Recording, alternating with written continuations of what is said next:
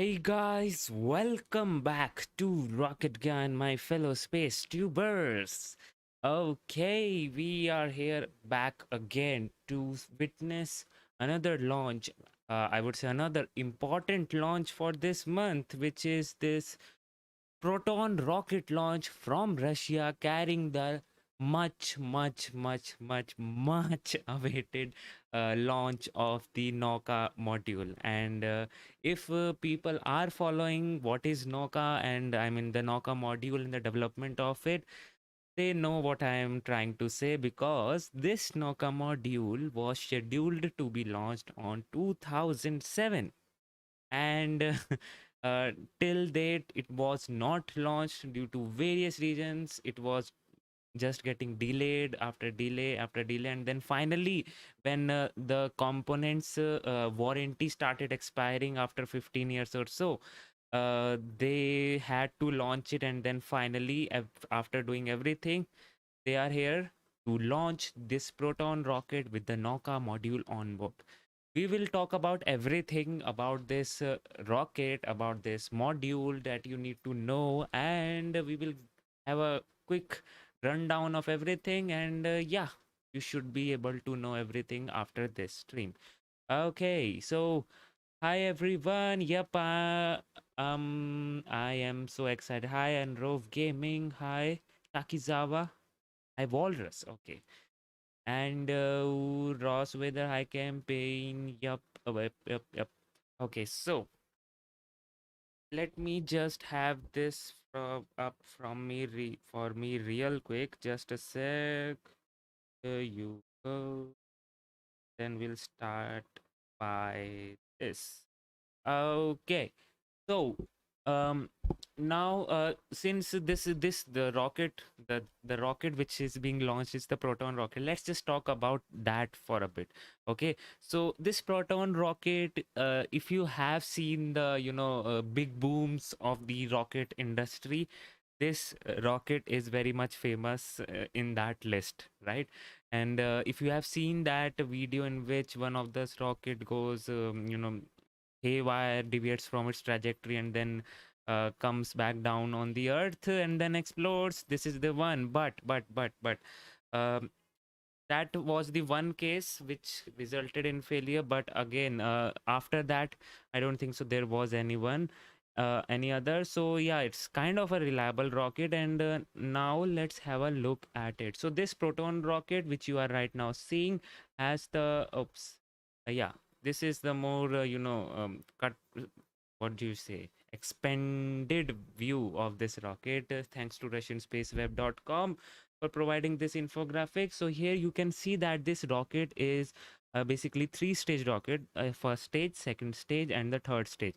This is the fourth stage, which is an optional fourth stage, and here you can see it is inside the pharynx. But since obviously this this is a ISS module which you are launching, and it is regarded as one of the heaviest, around 20 tons or so. So obviously you don't need a fourth module, and fourth module is basically used when you need to do some orbital maneuvers, and the satellite basically does not have the proper propulsion to do that.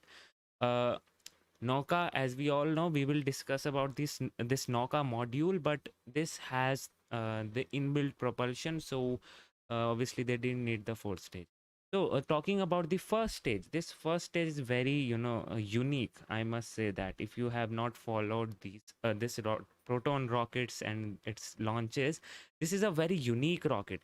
Here you can see. Okay, if I just revert back, yeah, here you can see there is some kind of 5 booster configuration here, in which there is one central core, and then 5 boosters. But that is not the case here. This is a total, what should I say, uh,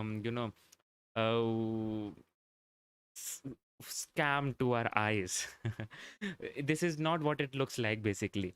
So these are not the boosters. These are actually the okay, let me just have this for you. Yeah, so this here you can say this is not the boosters. So because first of all, there is no central engine. Okay, and these 5 boosters which you can see here has engines on it. And the unique thing about this first stage is that this central core contains all of the oxidizer, and then this booster stage, which looks like the booster stages, contains all of the fuel. So yes, that is what is the thing that is actually make this rocket very unique. Okay, you can see here these booster kind of things are nothing but the fuel tanks, and the central core is the oxidizer tank, which is shared by every engine. And they went with this configuration because for easy transportation in the rails, they do rail transportation to the from the VAB to the launch pad, and obviously they need the rocket to fit inside that rail. So they had to go on and make this one. They can't make it too thick, so they had to go and make this kind of configuration, which you can see right here. Okay, so yeah, that is the thing. And talking about the payload configuration, sorry, the payload capacity for this rocket, it's around 23 tons to low earth orbit. And the first stage, the second stage, and the third stage, all of them uses N2O4 and UDMH as its fuel. So since this is the first stage engine, since all of the stages uses these toxic fuels, this rocket unfortunately is being discontinued. This is a this is very sad news, because I personally loved the way Proton looked and how it launched, but it will soon be replaced by the Angara rocket, which is much more cleaner. And yeah, it has comparable payload capacity. So yeah, the first stage runs on this RD275 engine, which runs on stage combustion cycle. So if you don't know what stage combustion cycle is, it is nothing but as the name suggests, stage combustion, which means the fuels are burnt in this engine in stages.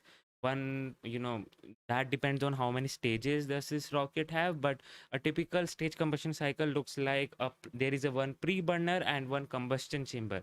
So unlike in gas generator cycle, where when gases go inside the pre-burner, it is used to drive the turbines, and then those gases are discarded. Unlike that gases which are used to drive the turbines are feeded back into the combustion chamber.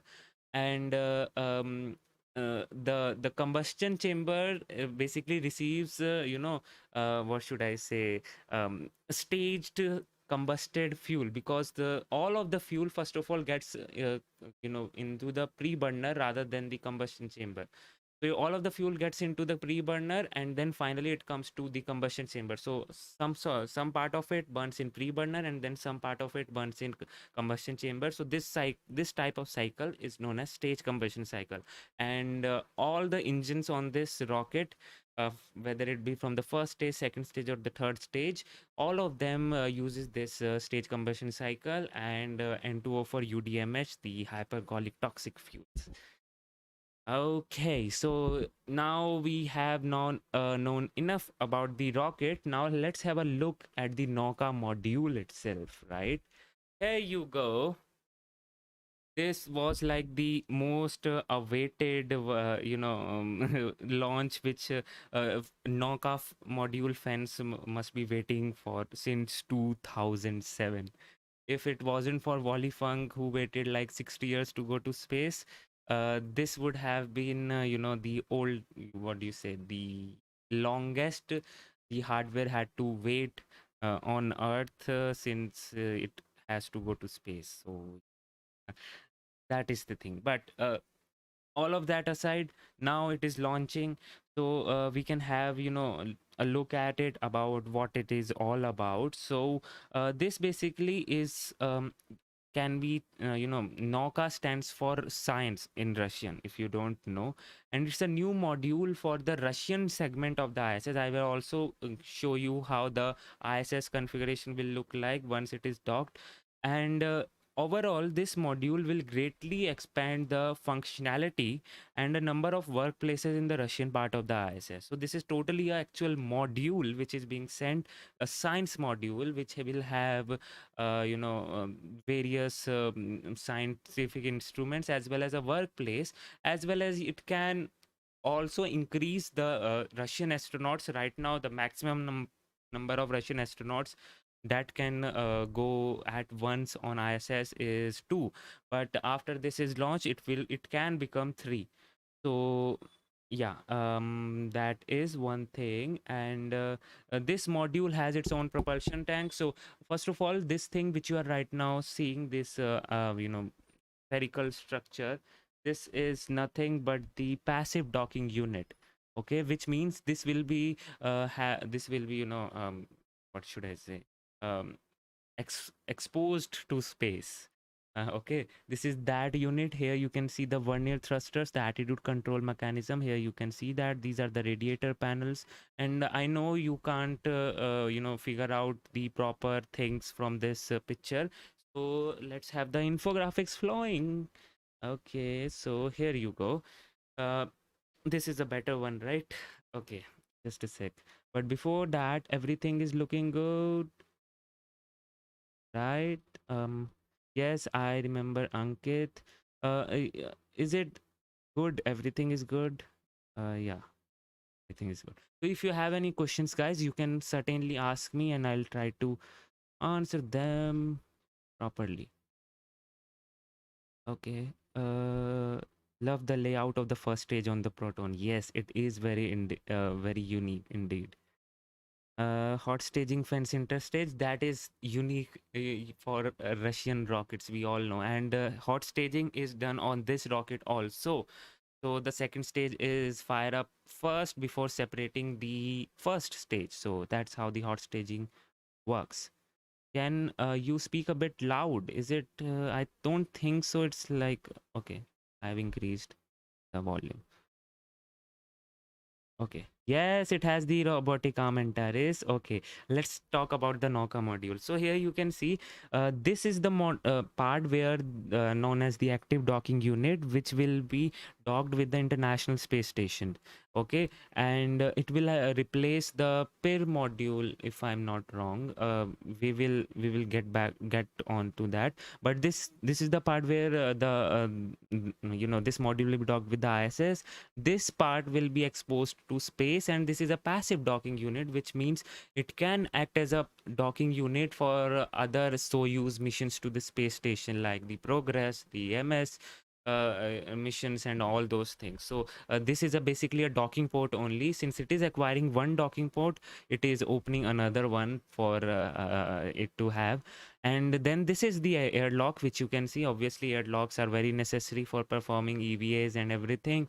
Then vernier engines and ERA arm, the ESA robotic arm. This is the arm which is being launched here. Since, just imagine, this whole setup was planned way back in 2007. Not only planned but made also. And this robotic arm and everything is waiting for so long now, and then finally it is being launched today. So this science platform, it has the radiator units as well as this solar panel units. And the propellant tanks, here you can see the propellant tanks also. These propellant tanks, first of all, will provide propulsion to this module, so as it can dock with the International Space Station. And once it is docked, it will act as a fuel reserve for the International Space Station.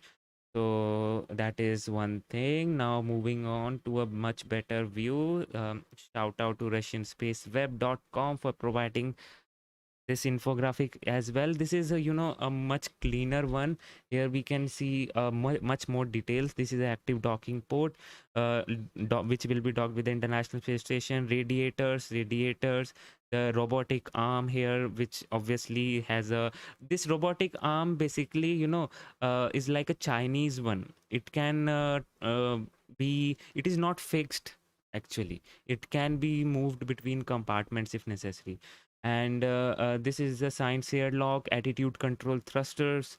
Talking about here, if we go here, we have this window, viewing window. It had this viewing window for Russians also. Everything was planned in 2007, made in 2007. And then this passive docking port for arrival of Soyuz or Progress missions. Roll control thrusters, propellant tanks, orbit correction engines, and rendezvous antennas and everything. So this is how basically the things look like on this segment. And talking about the usable volume, about the usable volume, it is around 70 meter cube. Yeah, pressurized volume is 70 meter cube. Space for cargo is around 4.9 meter cube. Space for scientific equipment is 6 meter cube. Workplace inside the module 14 meter cube. Workplace outside the module 16. Okay, and the lifespan for this module is around 15 years, but I don't know if it will be able to fulfill that requirement, just because it is being launched almost 15 years later since its launch date in 2007. So we'll have to see that. And yes, it is also carrying some very important scientific equipments also, but I think, okay, if we talk about them a little bit later. Okay, now moving on. So this is the, now you just saw the external view of the Nauka module. This is the how it will look like internally. Shout out to Space Shuttle Almanac for providing this infographic. And you can see here vacuum chamber. Here you can see the toilet, the glove box, the science racks where they will perform most of the scientific research. Urine recycle system, yes, it does have this its own recycler system also, the regenerative oxygen regeneration, as well as water recycling system. All of them are there in this single module. The treadmill, the cold storage freezer, where here you can see the window and everything. Okay, then finally, since cold storage freezer is also there, then the heated storage will also be there. The EVA ops post, which is like having all the equipments for EVA spacesuits and all. Then the vacuum chamber, and then finally the active docking port. So yes, that's how the internal view looks like. Okay, just a sec. I think we are good. Okay, now moving on. Now we have talked about a lot about the Nauka module, the Proton, but we haven't talked about this ERA arm, which is ESA's robotic arm. Let's have a look at that also. This is a smart space walker, as ESA says. Uh, it has the task to install, remove, or replace experiment payloads and large station elements. It has the unique capacity to handle around 8 tons of weight in space. This is like a lot on Earth, but in space obviously it is not that much.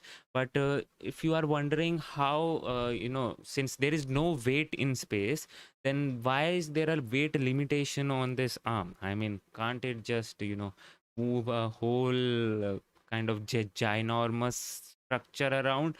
The answer is no. Because there is something called moment of inertia, everything like the moment of inertia, angular momentum, those are the physics laws which restrict for it to move other structures around. Because if it will try to move like the ginormous structures, which are very very heavy, what will happen, rather than moving that structure properly, it will basically move the whole structure, which is this module, the Nauka module, and not move the proper that what should say, the structure which it is handling. It is simply saying that since there is no weight in space, so you can easily move like the earth with this robotic arm. That's not the case, right? So yeah. So it has this task of installing, removing, or replacing experimental payloads, transferring small payloads in and out of the station, transporting crew members, just like the Tianhe core module. This module resembles more like that of the Tianhe, the Chinese core module.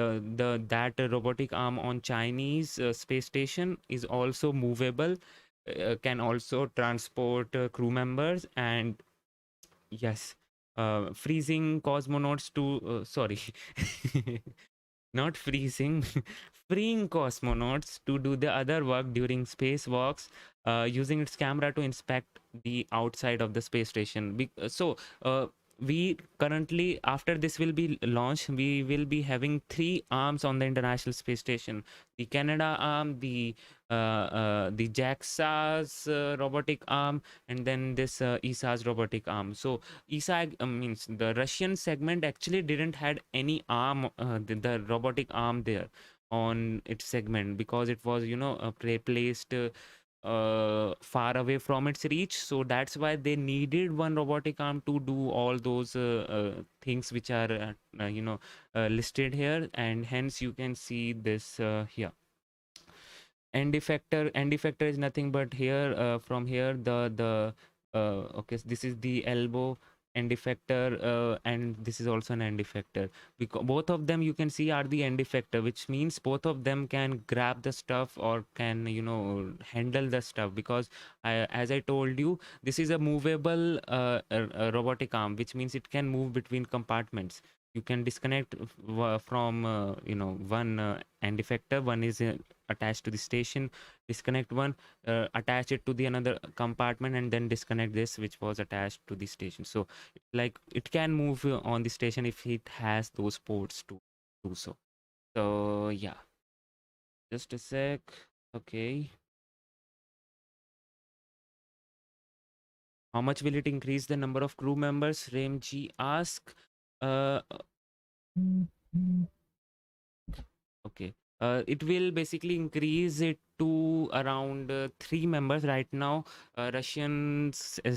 Cosmonauts can go at max 2 to the International Space Station, but after this is launched, it can become to 3.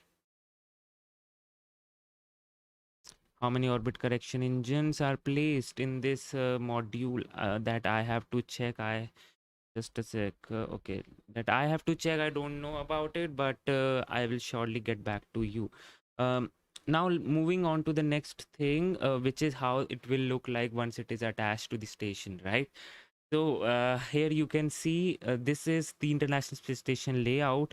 Here the Zarya module, the Zvezda module, and this is the Nauka module. Currently there is a Progress spacecraft docked at this part, and so first of all that one has to be undocked and deorbited before this can arrive to the station. So it will take around 8 days for Nauka module to arrive to the space station. It's not because of how, you know, it can I mean, it's not because of the rendezvous trajectory which it has to follow. It has nothing to do with that. They are taking this buffer time of 8 days so as to check all the systems on it, since it's a very very old module, around 15-14 years or so. They need to check, verify everything, that everything is working correctly on this module. So it's like a week in the module space, and then finally rendezvousing with the ISS, because obviously you don't want to harm ISS if there is something wrong with this module. So this will take 8 days to finally dock with the station. And then you can see here this is the Soyuz, which will be docked, since this docking port will be taken up by this Nauka module. So the passive docking unit will be used by the Soyuz. Here you can see that, and it will be docked according to that.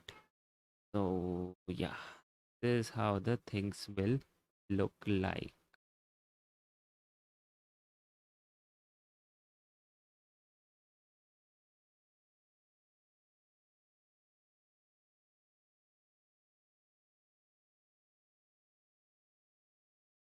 Right now it is basically this here, the Pirs module is there, and the Progress spacecraft is you know,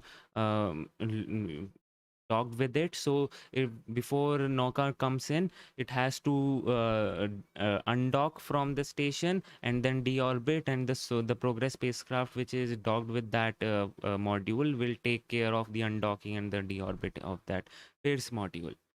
So yes, okay.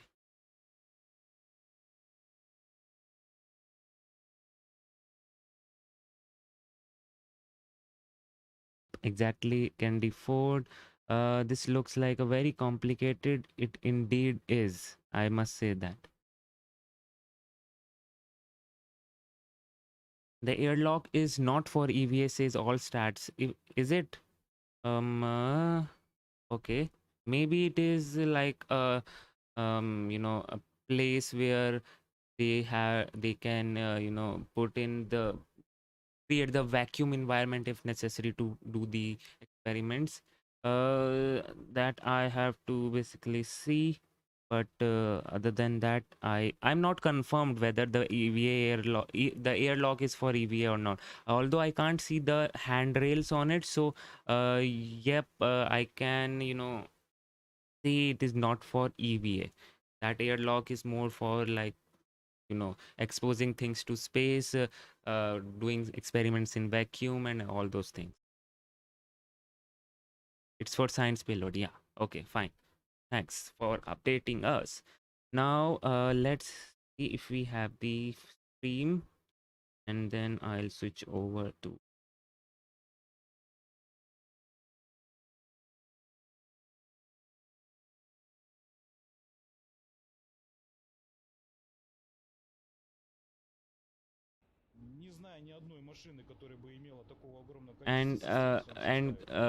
oops, guys, you need to help us with the translation here. All the Russian friends here, please help us with the translation going on. Although I'll try myself to get the translator up and running, but it may take some time, so you need to translate for all of us. But after some time we should be having the coverage in English also, and I'll switch over to that, so don't worry about it. Okay, so now let's switch this. Наука станет не только рабочим кабинетом, но и жилой комнатой. Российские космонавты получат третью каюту и второй туалет. В каюте будет находиться спальный мешок, приспособление для хранения личных вещей. А вот окна, через которое космонавт мог бы любоваться земными пейзажами, в каюте нет. В модуле всего один иллюминатор в шарообразном гермоадаптере, на котором установлены 3 стыковочных узла, а сам он может использоваться в качестве шлюзовой камеры для выходов в открытый космос. Мы находимся возле гермоадаптера, на котором расположено 2 стыковочных агрегата, к одному из которых будет в составе РС-МКС подстыкован научно-энергетический модуль, а ко второму дополнительная шлюзовая камера. Кроме того, на изделии находится большое количество двигателей коррекции, которые позволят также в составе РС-МКС управлять ее ориентацией. Комфортное пребывание космонавтов в модуле будет обеспечивать система жизнеобеспечения с малошумными вентиляторами, регулирующая температуру и влажность воздуха. Для обогащения атмосферы станции кислородом смонтирована новая модель, используемая... Actually, here we can see the views of the rocket, but all of you Russian people out here, I call out to you for our help, so please translate what they are saying basically. В модуле также расположена специальная печь для выращивания кристаллов. Известно, что структура кристаллической решетки в невесомости практически идеальна. Еще одна инновационная функция модуля. Если сейчас для монтажа новых и демонтажа отработавших приборов космонавты выходят в открытый космос, то на науке, доставленное на кораблях «Прогресс» оборудование, будет размещаться в шлюзовой камере, а затем устанавливаться манипулятором на универсальные адаптеры снаружи, где сразу будут подключаться электропитание и информационные разъемы. Европейское космическое агентство установило на борт науки манипулятор «Эра» — роботизированный помощник для работы на внешнем борту МКС длиной 11 метров, способен перемещать грузы массой до 8 тонн. Он, собственно, предназначен, как и, собственно, и Канадарм, помочь космонавтам и астронавтам при ВКД, внешнекорабельной деятельности, Или даже, в лучшем случае, даже работать так, чтобы ВКД можно обойтись без ВКД. Потому что, ну, как вы знаете, эти внешнекорабельные деятельности, она довольно дорогие работа, и поэтому замещать вот работу манипулятором – это вот хороший результат. На MLM планируется установить шлюз, да, называется. И наш манипулятор будет в состоянии доставать оттуда грузы всякие и поставить уже на те точки, где они нужны, вот на поверхности российского сегмента. Поскольку вот Канадарм он не достает все места на российском сегменте, это очень большая помощь, естественно, для работы на российском сегменте. Ну и также он отличается тем, что он не жестко зафиксирован на одном месте, он может как бы шагать по разным базовым точкам по российскому сегменту. Поэтому это делает его работу более гибким, чем Канадарм. Чтобы интегрировать модуль «Наука» в российский сегмент станции, нескольким экипажам потребуется около 8 выходов в открытый космос. Космонавты проведут прокладку кабелей систем энергоснабжения, установку поручней и многое другое. Гарантийный срок эксплуатации «Науки» установлен до конца 2027 года. Однако специалисты не сомневаются. Новый многоцелевой модуль сможет отработать. Just a sec. I'm trying to get the things up and running. Just a sec. Новый модуль «Наука» должен открыть для российской космонавтики новые перспективы. Об этом в эксклюзивном интервью Роскосмос ТВ рассказал исполнительный директор по перспективным программам и науке госкорпорации «Роскосмос» Александр Блашенко.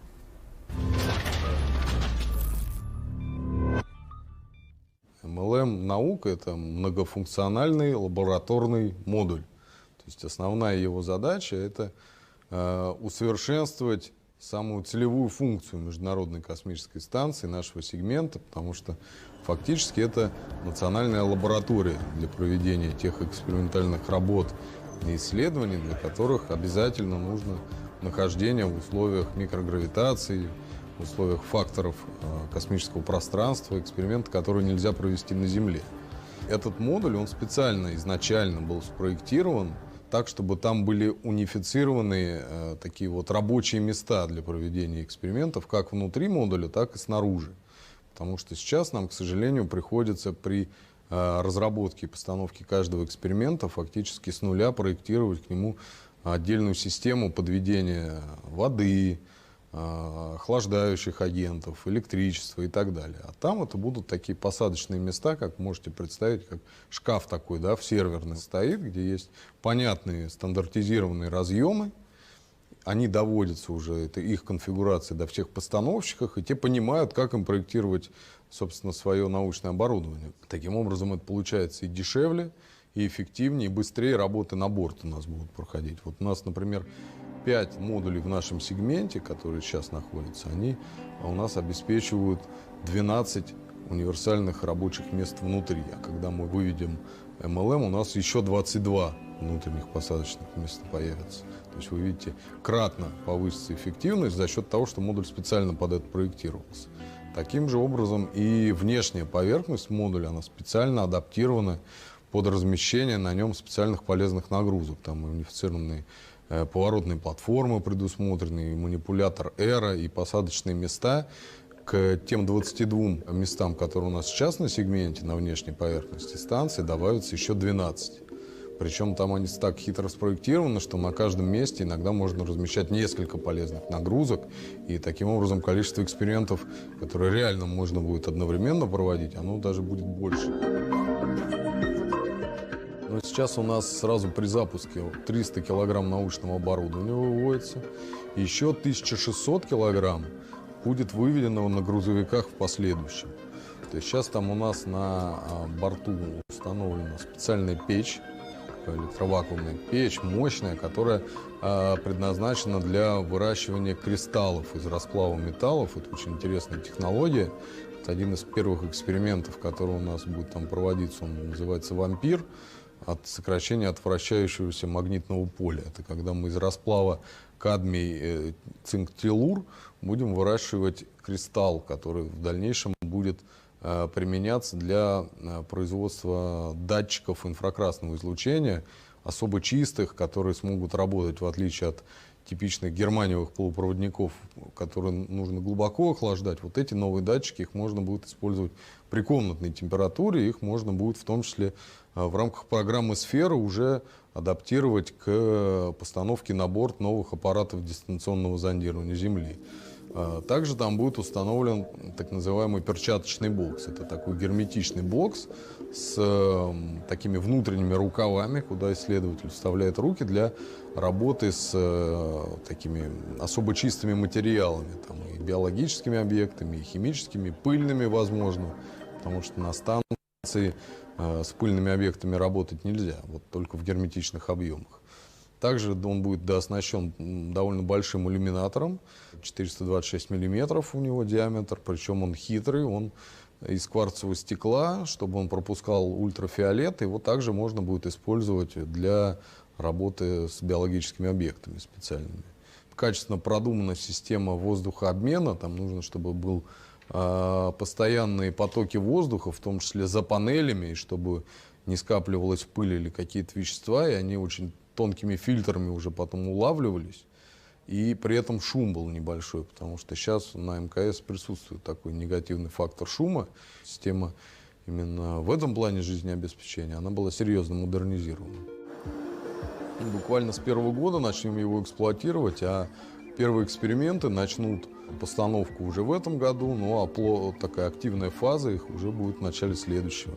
Если смотреть по общему количеству, то там примерно паритет, потому что там есть и эксперименты материаловедческие, есть и биологические. Биологические тоже они бывают нескольких типов. Одни направлены на изучение космонавта, его состояния, адаптации к космическому пространству. Вот такие эксперименты, которые требуют повышенного свободного места, они тоже запланированы. Они связаны с тем, что мы должны научиться быстрее вестибулярный аппарат космонавта адаптировать вот к нахождению на орбите. Тоже совместно с МГУ очень интересный эксперимент у нас есть в перспективе. И есть эксперименты над живыми системами. То есть мы уже, в принципе, поняли, как ведут себя растения на орбите. Вот с биологическими объектами сложнее. У нас на станции «Мир» был любопытный эксперимент по выращиванию в инкубаторе яиц японского перепела, с тем, чтобы он потом дал потомство, и посмотреть, как он будет уже это потомство выращено, потому что японский перепел нам интересен, он очень такой короткий цикл взросления имеет, и можно в течение относительно долгой экспедиции этот эксперимент перевести, но его, к сожалению, не удалось завершить, там вышел из строя термостат, и инкубатор не смог обеспечить там необходимый жизненный режим. Вот сейчас этот эксперимент мы продолжим и все-таки хотим завершить. Попытка создать в изначально враждебной среде условия, комфортные для жизни. Но у нас под MLM ориентирована дорожная карта развития робототехники. То есть все, что мы ставим на внешний борт, оно от внутреннего отличается только одним требованием. Это необходимостью работать в условиях открытого космоса. Там нужно научиться делать специальные силовые элементы, шарниры, смазочные материалы использовать, такие, чтобы они в условиях открытого космоса, температур, радиации годами работали. Конечно, когда вы ставите эксперимент на внешнем борту, это интегрируется с учетом возможностей космонавтов, потому что они работают ограниченное время, у них возможности тоже ограничены по работе на внешнем борту. Это, конечно, там всегда опасней. Что касается MLM и его жизни в составе сегмента МКС, это один из необходимых элементов по повышению эффективности использования МКС. Есть тоже отдельный план работ таких утвержденных. У нас целевое состояние нашего сегмента требует присутствия MLM, потому что без него у нас качественно снижается эффективность проводимых научных исследований из-за неудобства и недостатка универсальных рабочих мест. С точки зрения сроков, до 2025 года, да, у нас есть понимание, что станция гарантированно просуществует, есть разные оценки. Американская сторона сильно заинтересована в продлении как минимум до 2030 года. Там тоже есть определенные подходы к решению этого вопроса. Модуль будет в состоянии доработать до 2030 года без каких-то проблем.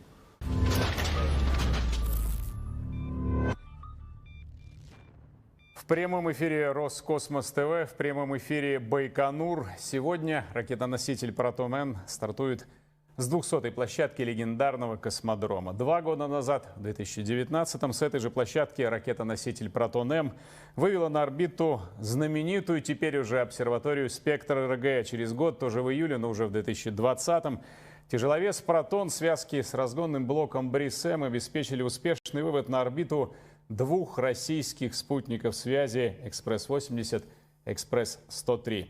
И вот июль 2021 года, и мы показываем в прямом эфире подготовку и запуск к МКС нового российского модуля «Наука». Сегодня в 10 утра по времени Москвы госкомиссия приняла решение на заправку и пуск ракеты «Протон» с модулем «Наука». Я с удовольствием каждый раз, еще раз и еще повторяю эти замечательные слова. Но на космодроме Байконур плодотворно уже несколько дней работает съемочная группа Роскосмос ТВ. Это мои замечательные коллеги Алексей Антонов и Артем Лебедь, операторы, и специальный корреспондент Николай Вдовин. Николай, приветствую, слышишь ли ты нас, видишь ли ты нас? Очевидно, да. И, собственно, главный вопрос. Чуть больше часа до старта, до практически час. Все самое интересное к этой минуте рассказывай, мы с нетерпением ждем. Добрый день. 3 часа назад завершилась заправка тяжелого ракетоносителя. Все службы космодрома эвакуированы на безопасное расстояние. Мы в том числе стоим вот сегодня на наблюдательном пункте в 8 километрах от старта. Специальные службы выбирают места, где стоят специалисты по ветру, так, чтобы ветер относил направление старта в другую сторону, противоположную. Так вот, в скором времени начнется отход башни обслуживания от тяжелой ракеты-носителя, и все 720 тонн, а именно столько весит ракетоноситель «Протон» вместе с модулем «Наука», будет стоять на небольшой опоре, которая связывает ее с Землей. Это очень красивое зрелище. В этот момент сама вычислительная машина «Протона» начинает предстартовые операции. Степень автоматизации этого носителя крайне высока. И в скором времени, через 5 минут до старта, как нам говорили специалисты, отменить уже процедуру циклограммы старта невозможно. Поэтому следим, очень атмосфера у нас такая накаляется. Ждем этого исторического для российской космонавтики пуска, коллеги. Николай Вдовин с Байконура в прямом эфире. Он волнуется, это объяснимо. Да мы, собственно, все сегодня волнуемся. Событие действительно историческое. Коль, спасибо тебе. Мы обязательно еще встретимся с тобой сегодня в прямом эфире. Набирайся сил. А с нами в студии почетный гость, который впервые у нас, но я надеюсь, не в последний раз, Игорь Маринин. Сам Игорь Маринин, академик Российской академии космонавтики имени Циолковского. Свидетель более 70, я не преуменьшаю, пусков ракет, автор более 500 публикаций в российских и зарубежных средствах массовой информации. Но я так полагаю, что счет публикациям тоже еще не закрыт. Заместитель главного редактора замечательного журнала Роскосмоса «Русский космос». Продолжаю ваши регалии с удовольствием озвучивать, Игорь. Пожалуй, один из самых профессиональных журналистов космическую тематику в нашей стране, да и за рубежом освещающих. Вы меня перехвалили. Нет, это правда, Игорь. И, собственно, главный вопрос, который я не могу не задать. Сегодняшний запуск модуля «Наука». Что это означает? Для российской космонавтики, для мировой, для всех нас. Ну, для меня лично, для российской, вас, конечно, для мировой космонавтики это, безусловно, событие неимоверно огромного масштаба. Я вспоминаю, что был на первом запуске первого модуля ФГБ в ноябре 1998 года на Байконуре. Нас тогда, пишущих и снимающих журналистов, разместили примерно 800 метров от стартового комплекса. Это же очень близко. Да, и это было потрясающее впечатление. После этого мы собрались все в доме офицеров тогда, на 95-й площадке, и должен быть торжественное собрание, посвященное запуску. Зал был полный, сначала была тишина, потом пошел гул. Никто не понимает, почему не начинается разговор. И минут через 20 вышел на сцену Юрий Николаевич Коптев, тогда возглавляющий Роскосмос, и начал нудно, медленно рассказывать всю историю заложения этой международной космической станции. Мы сидим, переглядываемся, гул такой идет, никто не понимает, в чем дело. Почему? И вдруг к нему подходит какой-то незнакомый нам товарищ что-то сказал на ухо, у него сразу появляется улыбка, он прекращает свой этот рассказ и говорит: спешу вам сообщить, что наконец получена информация, что все системы модуля раскрылись, солнечные батареи раскрылись, и мы получаем стабильную телеметрическую информацию. Только потом стало ясно, что модуль после запуска ушел на глухие витки и не смог передать информацию об открытии. И Я все даже не сидели и представляю, ждали. какой был градус волнения это было во время невероятно, этого. особенно вот у тех, кто понимал, что творится. И поэтому это запомнилось, вот сколько лет прошло, уже больше 20 лет, да? И впечатление осталось, как будто это было вчера. Поэтому и с тех пор у нас еще один был запуск модуля, это «Звезда» 20-тонный, и с тех пор таких мощных модулей у нас не было. Запускали легкие модули, которые строились на базе этих бытовых отсеков Союза. И поэтому это событие очень важное. Игорь, ну все сегодня участники нашей программы, и мы с вами, естественно, говорим об уникальности, о многофункциональности модуля «Заря». Давайте еще раз проговорим, в общем-то, чем он будет полезен для МКС, для наших космонавтов, в чем его уникальность, удобство, перспективность. Но, к сожалению, его судьба очень тяжелая. С учетом тяжелой судьбы. Его делали много лет и несколько раз переделывали его назначение. И последнее назначение – это многофункциональный лабораторный модуль. Но прежде всего это, конечно, возможность расширения нашей научной программы. То есть уже запланировано там провести в ближайшее время после его адаптации с комплексом 13 экспериментов. Это будет наращиваться, постепенно туда будет добавляться прогрессами научное оборудование. Всего около 30 рабочих мест сформировано там внутри и снаружи станции. Вот. То есть это научную программу мы наконец будем вести в полную меру сил, и я надеюсь, что с экипажем из 3 все-таки человек, 3 наших космонавтов. Вот. Что касается всего остального, то к нему будет пристыкован модуль, шлюзовая камера специально для проведения экспериментов в вакууме. Кроме того, на нем размещен европейский манипулятор, который может... Который Эра, собственно. Эра, да, который может выполнять определенные функции, ради которых раньше бы понадобился выход космонавтов. А сейчас это можно делать дистанционно, экономя ресурс скафандров. Ну, это вот технические вопросы. А еще ведь это повышение комфортности. Это дополнительных там 60 или 70 свободного пространства, кубометров. Это, считай, еще одна там крупная комната. I myself love the со своей Proton rocket. отдельной каютой для 3-го члена наверное, экипажа. можно сказать, да? Но это не площадь, это все-таки объем. Поэтому это однокомнатная хочется что-то еще квартира. хорошее науки сказать, да. Вот, да. С отдельной каютой для 3-го члена экипажа, с дополнительным туалетом, с системой жизнеобеспечения, которая практически автоматическая. Тут вот правильно товарищ Балашенко говорил, что там столько систем не было ни в одном из наших космических аппаратов. Сам по себе уникальный, и он повышает комфортность. Вот. И его гарантийный срок 15 лет, которого хватит еще... The way it is happening, I can understand it. Прекрасно. Игорь Маринин, заместитель главного редактора замечательного журнала Роскосмоса «Русский космос», признанный эксперт в области космонавтики, профессиональный журналист у нас в студии. Салон «Макс» проходит, вы принимаете в его работе самое активное участие. Поделитесь впечатлениями. Ну, вчера я там провел целый день. К сожалению, на авиационную часть у меня не хватило ни здоровья, ни времени, но впечатление о российской части очень положительное. Хотя есть некоторые изменения в худшую сторону. Ну, например, наш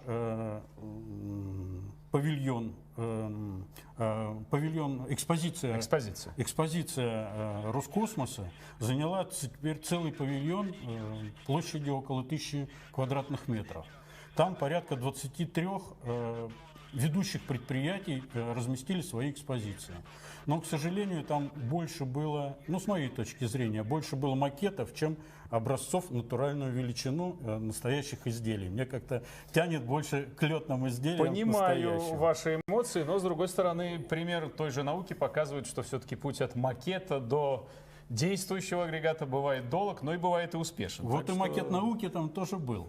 Понимаете, это впервые они показали не рисунок, а реальный макет, очень качественно сделанный. Кроме того, там очень интересный тренажер был Центр подготовки космонавтов, на котором космонавты до самого последнего момента перед полетом сохраняют, поддерживают свою тренированность на предмет ручной стыковки и ручным управлением кораблем. Очень интересный стенд. Игорь, спасибо огромное. Мы продолжаем прямую трансляцию запуска с космодрома Байконур к Международной космической станции нового российского модуля «Наука». Игорь Маринин ответил на наши вопросы, ответил эмоционально, информативно. До пуска чуть меньше часа.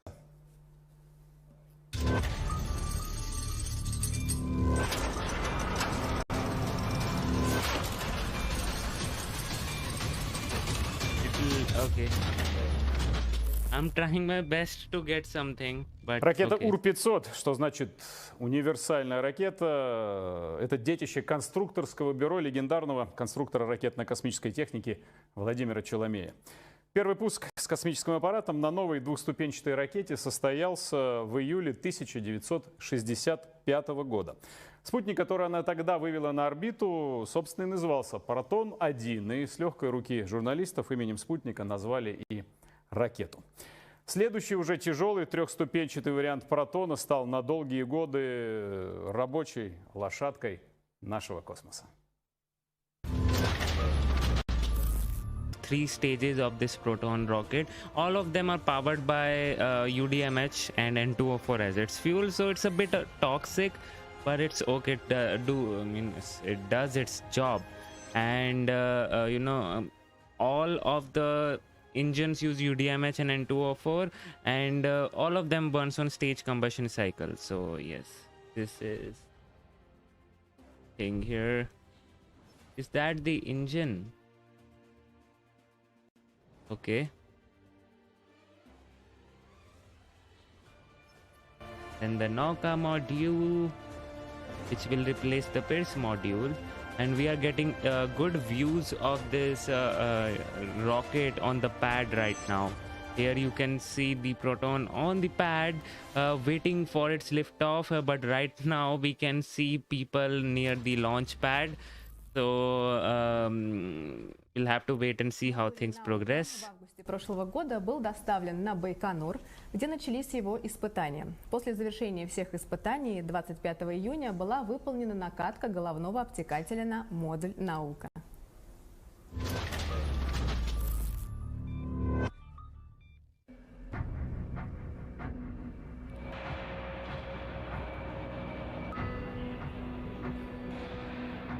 You think they will cancel due to the weather, Jim Smith? I don't think so. I mean, weather looks perfect right now. That's what I'm trying to say. Obviously, if the weathers are out of bounds, they will certainly, consider to cancel this ride to International Space Station. And those of you who are just joining in, let me just tell you that this Nauka module was supposed to be launched in 2007. And it has been waiting since then, around 14 to 15 years, and now finally it is being launched. So that's why it has to do some very tense system checks while in space. So therefore, once it is launched into space, it will stay there for around 1 week, and then it will rendezvous. So it will take around 8 days to rendezvous with the space station. And it also has taken a different rendezvous profile also, just because of that. If I can quickly change that, just a sec, let me just make you see here. This is, you can see here, this is what I was supposed to show you. Here, when it launches, obviously the Nauka module do its engine burn here to increase the apoapse from this point to this point. Okay, so this is how the orbit will look like. Okay, then. And then finally, when it reaches this point, it again burns its engines in this direction to change this orbit, which is like right here, right now, to this one, the orange one. So it becomes this one like here. So after that, once it reaches this point, again it do one burn, which increases the apoapsis further to make it more elliptical, which you can see here. Like this, and then again at this point it will do one burn to increase this point to this, and finally rendezvousing with the International Space Station here.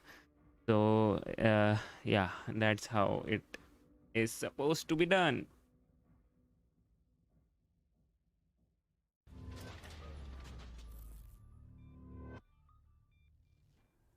Роскосмос ТВ в прямом эфире. Великолепную картинку, Юлия, мы можем наблюдать с вами, и многие тысячи постоянно присоединяющихся к нашей трансляции зрителей. Одна из самых красивых ракет в мире, называют Proton-M. Потрясающей красоты. Вам слово.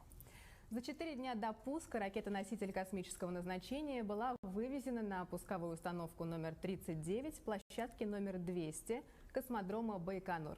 За этим наблюдала наша съемочная группа.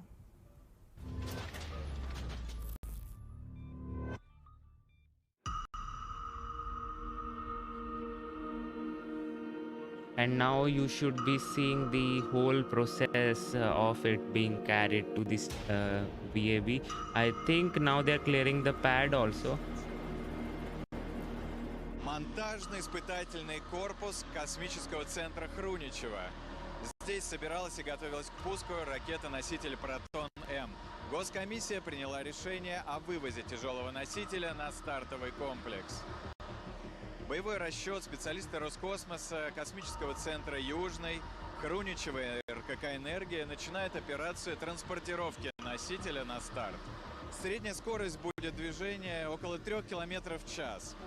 Сейчас хорошо видны Yep, March 2028, everything is good right now. РД-276, производство НПО «Энергомаш». Если обратить внимание, то к головному обтекателю подведены системы термостатирования для модуля науки, чтобы поддерживать оптимальную температуру в 20 градусов Цельсия.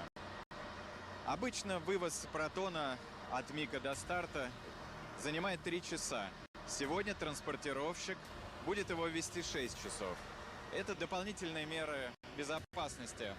Большое путешествие науки к Международной космической станции. Here you can see this is the rail mechanism which it is carried on, and it had some limitations because of this rail, and because of this rail only they went with this configuration for Proton for the first stage. В ближайшее время многотонная машина будет устанавливаться на пусковое устройство. Скоро начнется подстыковка наземных коммуникаций. После чего специалисты проведут специальные защитные операции, а затем... And now being made vertical, we can see that, wow, Proton launches are, this is one of the most beautiful looking rockets, and the launch of the Proton rocket itself is a very, delight to watch.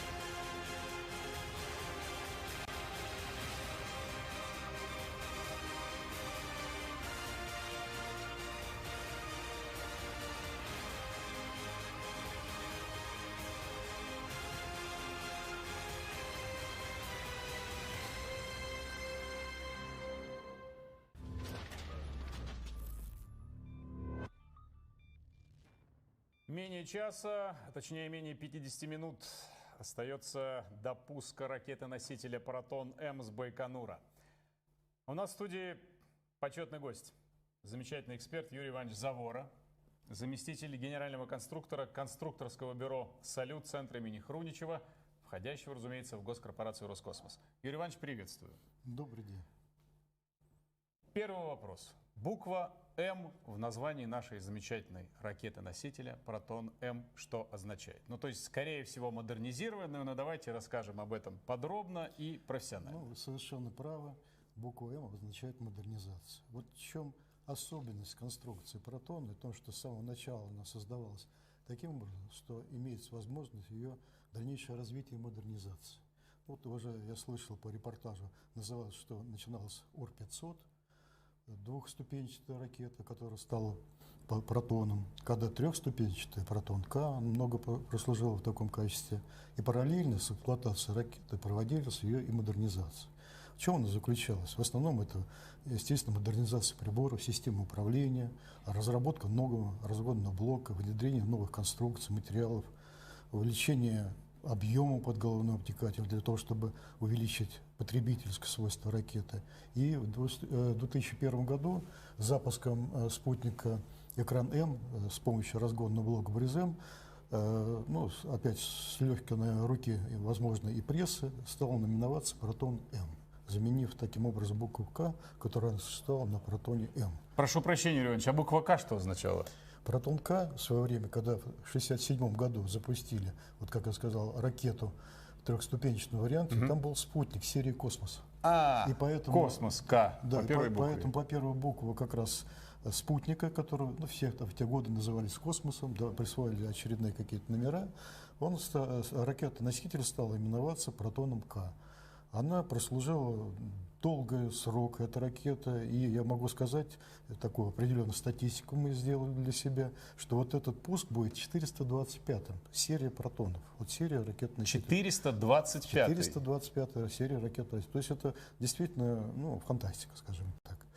Фантастика в реальности, да. Что особенно интересно Вот. и существенно. А Протон-М, которая ракета, у нее тоже неплохой послужной список, и этот пуск будет 111. То есть это тоже что-то стоит. 3 единицы — это такая очень символическая цифра, да? Конечно, да. Поскольку, в общем-то, ракета действительно вот в данном случае будет она такая уникальный пуск, мы вот с удовольствием, наверное, вот, и кто присутствует на старте, и с трепетом, конечно, в душе вот, наблюдаем подготовку и предстоящий пуск этой ракеты. Юрий Иванович, все-таки более полувека, ну, колоссальный срок действия, эксплуатации и очень успешной работы. Если вы видите, вот, ну, что называется, главные секреты этого долгожительства Протона? Я считаю, что изначально хорошо продуманная нашими, ну, можно сказать, уже отцами, конструкция этой ракеты, это гибкость этой ракеты, которая позволяла из года в год совершенствовать ее конструкцию. И очень удачно выбранный, скажем так, типа размер. Это ракета тяжелого класса. Но она способна выводить как вот на низкие орбиты, типа орбиты, на которые мы сегодня выводим спутник «Наука», тяжелые корабли, станции, ДОСы, которые выводились, это порядка 20 тонн они весят. Может выводить на орбите геостационарные, геопереходные спутники связи и спутники научные, вот, которые упоминался спектр РГ, тоже, значит, являются его как бы, ну, продлевает возможности от Протона, то есть запуск научных спутников для освоения пространства нашей Вселенной. То есть такой широкий спектр, удивительный спектр для этой машины, и он позволил получить ее такое хорошее свойство. Ну, можно еще отметить и другое. Она ведь, эта ракета-носитель, она конкурентоспособна. То есть при том, что эта ракета сложная конструкция, как любой космический объект или, значит, ракета, но тем не менее она достаточно технологична в изготовлении, отработана в производстве, и за счет этого долгое время она конкурентоспособна является. Надо отметить, что до недавнего времени эта ракета-носитель у нас, по крайней мере, в стране была единственная ракета тяжелого класса. И она успешно эксплуатировалась. На смену ей должна прийти... На смену Ангара должна прийти серия Ангара-5, которая вот класс ракеты, на которую способна выводить еще и больше, в том числе из других полигонов, как с Плесецка, так и с Восточного. Юрий Иванович, на современном Протоне-М ведь система управления, она, что называется, в цифре выполнена. Можно чуть подробнее об этом? Да, вот одним из направлений модернизации ракеты была, безусловно, модернизация бортового оборудования и системы управления. На Протоне К использовалась аналоговая система управления. На Proton-M уже стоит современная цифровая машина, которая создана на основе трехосевого гиростабилизатора и бортового цифрового комплекса. Вот совокупность вот этих устройств и вообще новый принцип, который вложен в эту идею вот создания этой системы управления, он позволил существенно увеличить и энергетические характеристики ракеты за счет внедрения так называемого гибкого управления, терминального управления, мы говорим. Это позволило обеспечить более точное выведение полезных нагрузок, знания на орбите. И, в принципе, сама цифровая технология, она способна значительно сократить время подготовки ракеты, что на заводе изготовителя, что на техническом комплексе, что на старте. Поэтому вот она, несомненно, такая цифровая система управления, она, действительно достойно заменила хорошо себя зарекомендовавшуюся аналоговую систему. При этом принесла большие качества положительные. Прекрасно. Юрий Иванович, еще один вопрос. Головной обтекатель на ракете-носителе, которая сегодня стартует с Байконура. В чем его особенность, в чем уникальность, чем он интересен по сравнению с другими? Вы знаете, вот особенностей особых нет. Вот старт или пуск MLM, он, в общем-то, основан на пробированных решениях. Потому что, цена вопроса, сами понимаете, какая. Высокая. Высокая. Который используется головной обтекатель, он создан, разработан на базе хорошо зарекомендовавших, отработанных головных обтекателей серии так называемой 1475. Они специально изначально создавались для запусков космических кораблей типа «Науки» и космических аппаратов на геостационарной орбите.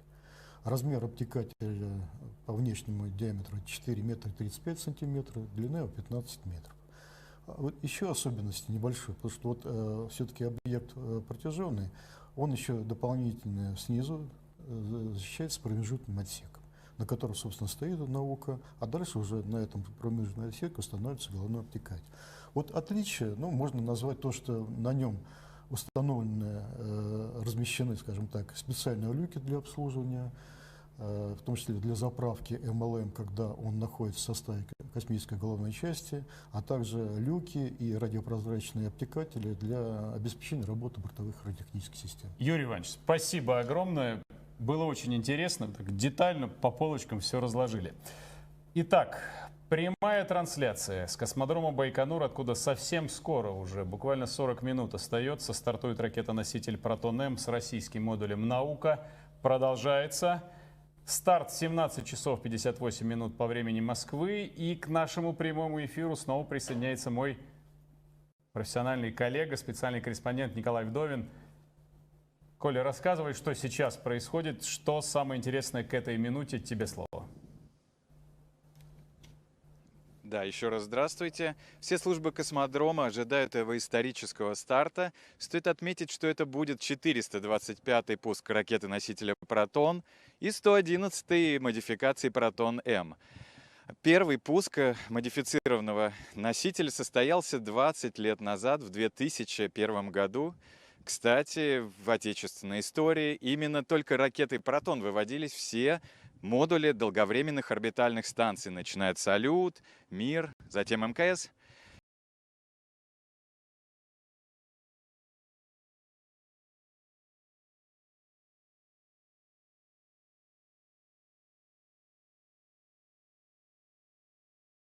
Госкорпорации Дмитрий Олегович Рогозин вместе с представителями ракетно-космической отрасли России, Европейского космического агентства. Также нам стало известно, что впервые в своей жизни будут наблюдать космонавты-испытатели отряда космонавта Росcosmos. Они находятся тоже на наблюдательном пункте, правда, немножко в другой зоне. Ждем этого. И, кстати, именно им, скорее всего, предстоит в будущем работать на модуле «Наука», поэтому это вдвойне интересно увидеть старт. Ждем. Пожелаем всем удачи и увидимся в прямом эфире. Николай, обязательно увидимся. Огромное спасибо Николаю Вдовину, который с Байконура в прямом эфире.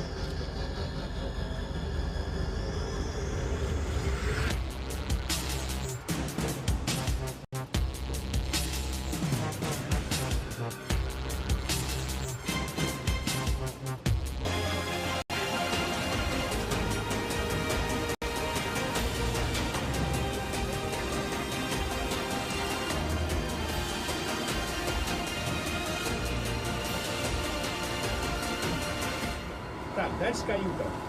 Вот. Вот такой вот поручень, чтобы можно было компьютер здесь закрепить. Ну и зеркало, соответственно. Вот там у нас расположены розетки Ethernet.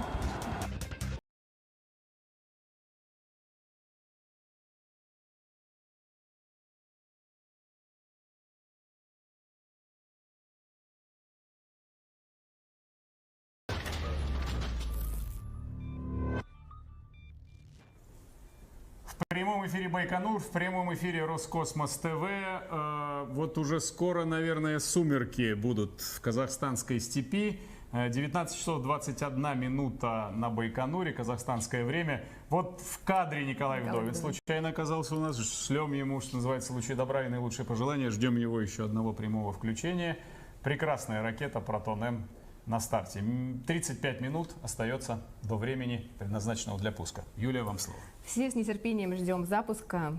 Давайте уже все приготовимся и мысленно пожелаем удачи на сегодняшнем старте.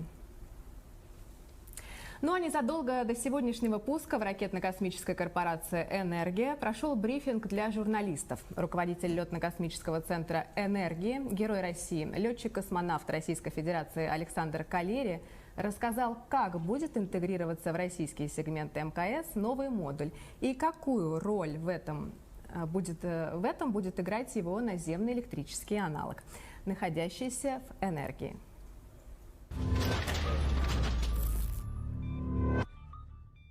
Стенд КС – это полный электрический аналог модуля «Наука». Изготовлен в корпусном варианте, оснащенный всеми системами летного модуля. Используется для чего? Ну, во-первых, на нем проводилась отработка эксплуатационной документации, предназначенная для наземных испытаний самого модуля стартующего. Поэтому мы на модуль пошли уже с готовой документацией, отработанной. Во-вторых, он предназначается для сопровождения полета модуля как автономного, так и в составе станции российского сегмента. Для чего? При возникновении, во-первых, каких-то, может быть, неприятных ситуаций, каких-то отклонений, нужен инструмент, где можно все это промоделировать, воспроизвести и найти способы лечения этой ситуации. Вот. Кроме того, значит, со временем может потребоваться какое-то дооснащение. Опять же, доставка научной аппаратуры. Она в обязательном порядке будет проходить испытания на электрическом аналоге модуля перед отправкой на борт и установкой там. И будет подтверждаться ее работоспособность и ее не только характеристики, но и ее безопасность для борта станции и модуля в первую очередь, модуля MLM. Поэтому вот приблизительно такие задачи у этого стенда, который, поверьте, будет в работе. Работы ему будет много. Ну, кроме того, не исключается и такое, что отдельные элементы и отдельные работы могут проводиться для космонавтов в плане их подготовки к полету, потому что тренажер не всегда позволяет все отработать. Вот. И поэтому наиболее тонкие и сложные работы в электрическом отношении, в первую очередь, они могут для готовящихся экипажей проводиться и на этом электрическом аналоге модуля «Наука».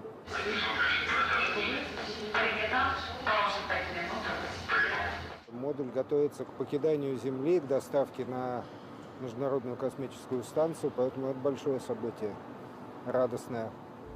Многоцелевой лабораторный модуль, название говорит само за себя. Он для расширения возможностей научных исследований на борту российского сегмента. На нем ряд служебных систем, в первую очередь для доставки его в состав станции, а также для работы в составе станции. На нем будет региональный пост управления, в нем элементы дооснащения этого модуля, которые уже доставлены на борт российского сегмента и дожидаются его там. Они расположены на наружной поверхности модуля МИМ-1 «Рассвет».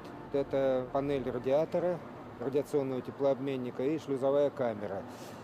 На модуле из такого примечательного на наружной поверхности находится манипулятор, европейский манипулятор ERA, European Robotic Arm, который вместе с шлюзовой камерой создаст интересный комплекс для обслуживания полезных нагрузок на наружной поверхности станции без выполнения выходов в открытый космос. Кроме того, на модуле находится десятка-полтора рабочих мест универсальных на наружной поверхности, на внутренней поверхности, на которые обеспечены как механические интерфейсы, так и электрические, информационно-управляющие, чтобы можно было ставить научную аппаратуру и выполнять работы с ней по запланированной программе. Часть оборудования можно будет выносить через шлюзовую камеру на наружную поверхность, либо на выдвижном столе после открытия крышки камеры, либо путем установки на универсальные рабочие места на наружной поверхности, тогда с помощью европейского манипулятора.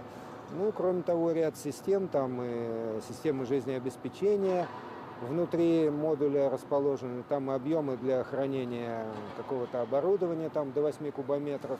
Там будет каюта еще для одного члена экипажа, там будет также туалет. Ну, это расширение возможностей системы жизнеобеспечения. Модуль прилетит и пристыкуется в автоматическом режиме с функциональным резервом в телеоператорном режиме управления с помощью операторов, находящихся на борту российского сегмента станции. Затем потребуется, значит, определенная работа по интеграции модуля в состав российского сегмента и его дооснащению. Это приблизительно 9 выходов в открытый космос для подключения его по всем электрическим информационным управляющим интерфейсам к борту станции, по проверке европейского манипулятора и подготовке его к работе, и по установке элементов дооснащения крупногабаритных с модуля «Рассвет» на модуль «Наука» с помощью европейского манипулятора. Ну, эксперименты по обычным направлениям нашей программы научно-прикладных исследований российской. Это и технические эксперименты для развития техники космических полетов, это и исследования Земли и космоса, это и медико-биологические, и фундаментальные, прикладные, ну, по всем направлениям.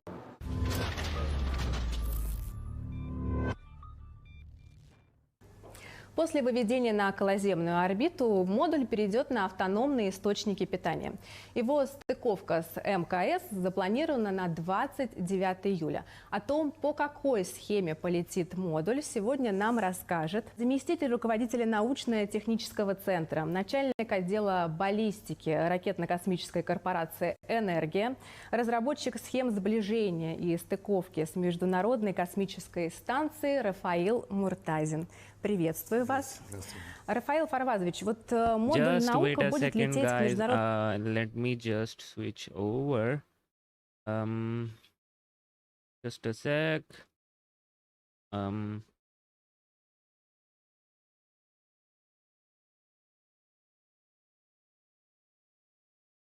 It will be a better experience now, finally.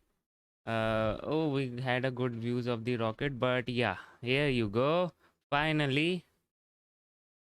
Just a sec. There you go. There you go. Okay. The launch has been a long time coming, and everything is all set to send the MLM, as it is known, the Multipurpose Laboratory Module, on an 8-day journey for a docking on July 29th to the Earth-facing port of the Russian segment of the International Space Station currently occupied by the Pirs docking compartment. We'll talk about the sequencing of events in just a moment. The Multipurpose Laboratory Module will support many services and functions throughout the course of its lifetime. It will provide roll control for the International Space Station, a propellant transfer capability between Progress vehicles and the Zvezda service module and Zarya module propulsion systems. It'll provide a docking port for Soyuz and Progress vehicles, a docking capability for a new multi-docking port called the Node module that is scheduled for launch later this year, the delivery and operation of a European robotic arm that will service scientific and other utilization purposes on the exterior of the International Space Station. The Multipurpose Laboratory Module will also provide an additional crew quarters, an additional toilet, additional electron oxygen generation capability, a deployable radiator, and will serve as an airlock for future Russian spacewalks currently accommodated by the Poisk module. The Proton rocket that is fully fueled and ready for launch to send the MLM on its way is a three-staged rocket. This is the third time a Proton rocket has been used to launch modules to the International Space Station. The very first element, the Zarya module, or Functional Cargo Block, FGB, was launched on November 20th. 1998 to begin the era of the International Space Station, and then on July 12, 2000, the Zvezda service module launched from this same complex that the current Proton is on, ready for launch in just a few minutes to send the Nauka Multipurpose Laboratory Module on its way. The first stage of the Proton-M uses 6 RD-275 engines, providing almost 2 million pounds of thrust. They will burn for about 2 minutes and 4 seconds before first stage separation occurs at an altitude of about 26 statute miles, with the Proton traveling 3,900 miles an hour. The Proton's 6 first stage engines that you see with strap-on boosters, those are actually fuel tanks, not solid rockets. They're fuel tanks. It's all hypergulls for the Proton-M. They're all integrated into the first stage propulsion system. 4 second stage engines, 3 RD-210s and 1 RD-211, will ignite a second or two prior to first stage separation and will burn for about 3.5 minutes, providing 539,000 pounds of thrust. The second stage separation occurs at the 5-minute 31-second mark into the flight as the Proton reaches an altitude of 75 miles, traveling almost 10,000 miles an hour. The payload fairing that encapsulates the Nauka module will separate in a clamshell fashion 13 seconds later, just a few seconds after third stage ignition of a single RD-212 engine. That will burn for almost 4 minutes in the final stage of powered flight, creating an additional 138,000 pounds of thrust to place the Multipurpose Laboratory Module into its preliminary orbit, with a final assist from 4 small Vernier engines that will burn for 12 additional seconds after third stage shutdown. Spacecraft separation from the third stage of the Proton is scheduled 9 minutes and 40 seconds into the flight. At that point, Nauka should be at an altitude of about 125 miles, beginning this 8-day journey, raising its altitude in a very incremental fashion to match that of the International Space Station for an automated docking 8 days from now. Exactly. So, yes, the science module is replacing one of the older ones, which is the Pirs module. It will replace it and dock in its place. Following launch and following the arrival of the Multipurpose Laboratory Module into its preliminary orbit, will be under the control of Russian flight controllers at the Russian Mission Control Center on the outskirts of Moscow. They are monitoring all of the systems of the MLM and all of the systems of the Proton rocket. The first 9 minutes and 40 seconds to be governed by technicians in a blockhouse in Baikonur. This is a different launch site than is used for piloted Soyuz missions and unpiloted Progress missions. The Nauka Multipurpose Laboratory Module and the Proton-M rocket rolled out to the launch pad 39, on a rail car back on Saturday, following its integration and the stacking of the 3 stages of the Proton-M rocket. It took almost 2 hours for this rollout to take place in the desert. You can see a video that was provided by Roscosmos and Teleport Luch of the rollout activities as the Proton-M made its way to the launch pad, where it was hoisted vertically. A service tower was wrapped around the structure, where electrical and fuel lines were hooked up, and final checks were made over the past several days.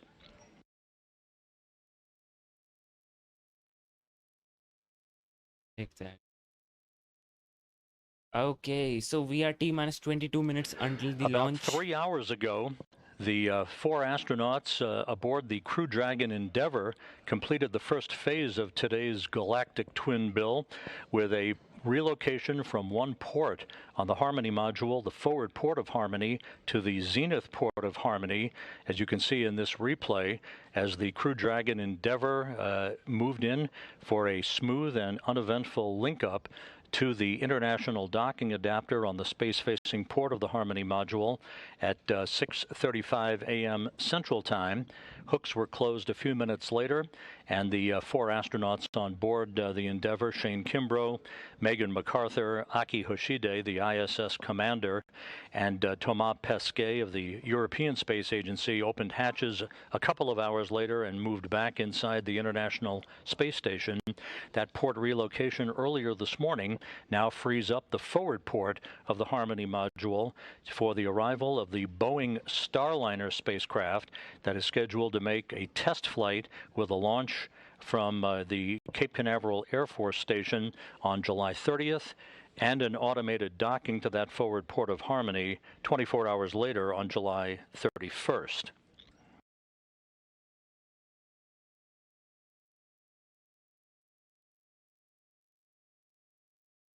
So finally, we had a good Countdown clocks stream. continue to tick backward towards launch. Less than 20 minutes and 30 seconds from now. All of the preparations have gone very well. The fueling of the rocket was completed several hours ago. The weather down in Baikonur is ideal, not a cloud in the sky. Temperatures 94 degrees Fahrenheit. At the time of launch, at 9:58 and 25 seconds a.m. Central Time, 7:58 and 25 seconds p.m. in Baikonur, 30 minutes before sunset, the International Space Station will be traveling 262 miles above the Earth, flying over northeast China.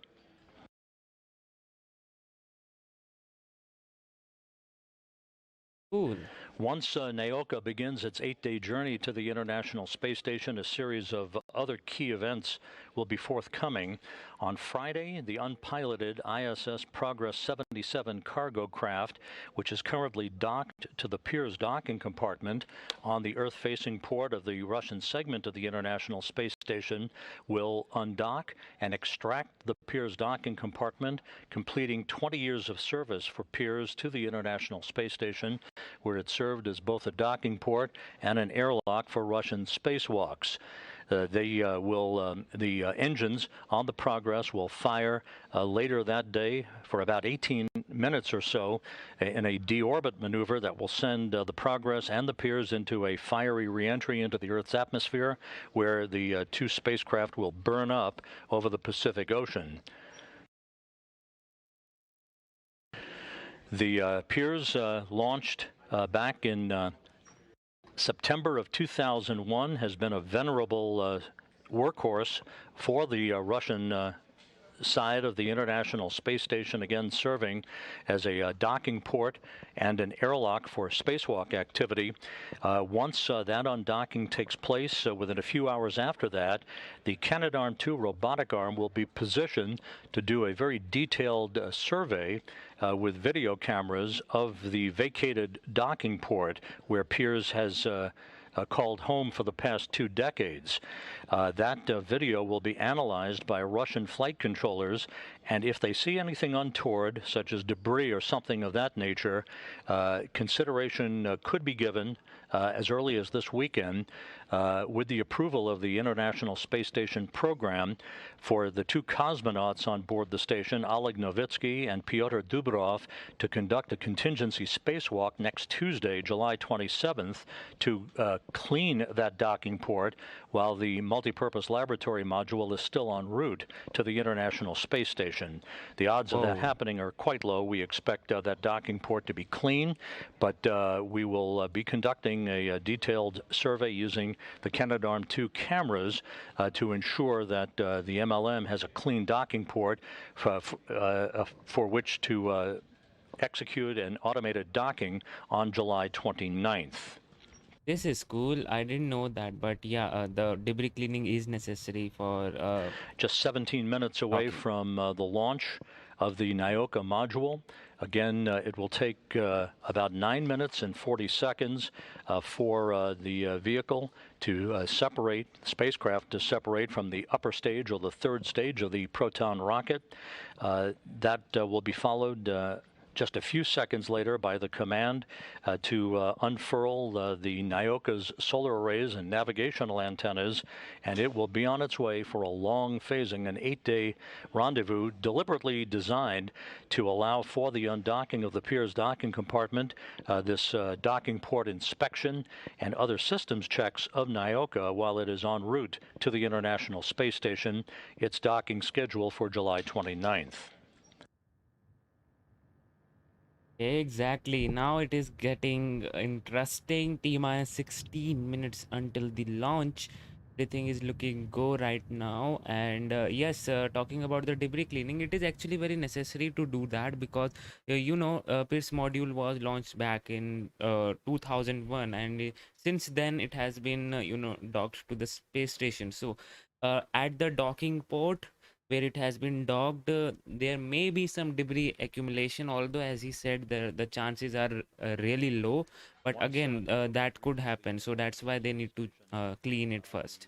Plan calls for up to 11 spacewalks beginning in early September to begin the outfitting of this new large module. It's among the largest modules ever launched to the International Space Station, 43 feet long, with a mass of almost 23.5 tons that will join the International Space Station, again replacing the Pirs docking compartment, whose service to the International Space Station is now complete.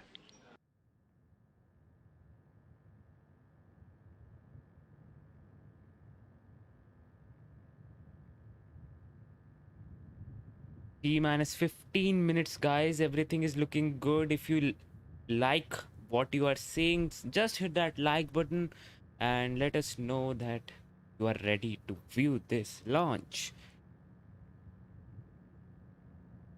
Inside 15 minutes until launch, the report from Baikonur from the blockhouse is that the Proton-M is now on launch mode, as it is called, basically internal power, ready to begin its journey to deliver the Multipurpose Laboratory Module into its preliminary orbit. Cool. So right now we are go for the launch, and again, this is a hypergolic fuels rocket, so do expect that orangish exhaust coming out of the rocket just after the launch. So yeah, it would be spectacular. Also the marked diamonds which are found by hypergolic fuels, oh man, that are very, very, very beautiful to see. So I'm looking forward to that also, but let's hope everything goes as per the plan and we have another module up in space, and then finally after 8 days it will rendezvous with the space station, and finally it will be up and running. The Russian segment will get the robotic arm which they required for so long, and yeah, it will add one more crew compartment, which means 3 Russian cosmonauts can go to the International Space Station after this has been launched. Now coming up on the T-minus 13-minute mark, about 3 minutes from now, ground controllers at Baikonur will activate the Proton-M's launch abort capability, should that become necessary, and a final pull of the launch conductor down in Baikonur is expected at about the T-minus 5-minute mark. So Yehuda Treponsky asks, why can't Nauka just dock to the Pirs? Why does Pirs have to undock from the station? Good question. Actually, right now the Pirs module is docked to one of the docking ports, and right now all of the docking ports are accommodated with something. Okay, and Pirs module is the one which has one capability which allows the Russians to do the spacewalk, and the Nauka also has this airlock, so that will also allow them to do the spacewalk. So the work which Pirs was doing will be done by Nauka itself also. So, and obviously it is bringing on some good amount of science. And 9:58 and 25 seconds a.m. Central Time, 7:58 and 25 seconds p.m. in Baikonur, which will be about 30 minutes. so it will take around, so okay, what I say, what was I saying? Yeah, I mean, right now,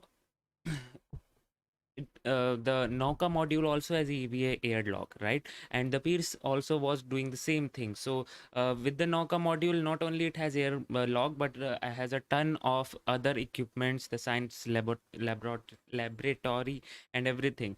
So what they will do is they will undock the Pirs module first, so that one docking port is empty, and then they will dock this Nauka module. So everything is achieved by this thing. They will get the capabilities of Pirs, as well as get some additional capabilities from Nauka. Later today and 2 more again tomorrow. Those will be the first 4 major maneuvers to begin raising the altitude of the new module as it begins its slow climb to reach and match the same orbit as the International Space Station for docking on July 29th. Yes, it will take 8 days, so as to, first of all, the Pirs module is right now attached.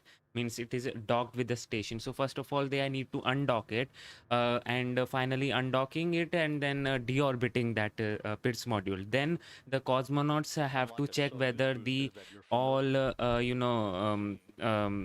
check all the debris. If there is any debris flying in that docking port, they have to clean that. Also, this module was supposed to be launched in way back in 2007, and it has been sitting on the ground since then. So it's a very old space station module, so they need to do some extensive system checks while in orbit, and hence they deliberately chose this 8-day rendezvous to the space station, so as to do all these things properly and even properly. So yeah, 10 minutes to go. Does the ERA fly with the Nauka module? Yes, it is flying with the Nauka module. Let me just quickly go with the to make you see how does it look like. Just a sec. Okay, so this is how the thing will look like once it is docked with the space station. This is how it will look like. So here you can see right now, here the Nauka is docked with the station. Right now Pirs module is docked is in its place, but Pirs module will be undocked with the user progress spacecraft, which is again docked with it, and then the Nauka will be docking itself to this space station. So this is how it will look like, and here you have the ERA. The report from the blockhouse in Baikonur is that they are now confirming that the Proton-M is on autonomous power, ready to begin its flight a little over 8.5 minutes from now. We are 8 minutes to go. Everything is fine. This rocket itself is very beautiful, I must say that, and you will love the launch of this rocket. I'm take this thing on writing. Tell me. Yeah. In the fairing, there is no 4th stage. This is a 3-stage rocket, and because obviously the fairing is enclosed by all the Nauka module itself, and that's a very hefty module. Around 20 tons is the weight of that module. So yeah. Everything is in order in Baikonur. All the reports indicate a smooth countdown. The Proton-M is ready to begin its mission to deliver the Nauka Multipurpose Laboratory Module into its preliminary orbit. Cool. And yes, as he said, this Proton first stage is not equipped with the boosters. These are not the side boosters. These 6 are not the side boosters, but the fuel tanks. And why am I saying the fuel tanks? Because it is literally the fuel tanks. It does not have the oxidizer. The oxidizer is taken from the core stage, which you can see. So basically these all the boosters kind of a thing are just the fuel, and in the central core is the oxidizer. So yeah, they have gone with this type of configuration. T-minus 7 minutes and counting. Everything in readiness. Them, which runs on staged combustion cycle. 6 minutes 50 seconds. Everything is looking good. And okay, finally Proton launch. Guys, let me just tell you that Proton is retiring soon, so you may not be able to see it launch frequently. Although it does not launch frequently, it's a very rare launcher, I must say that.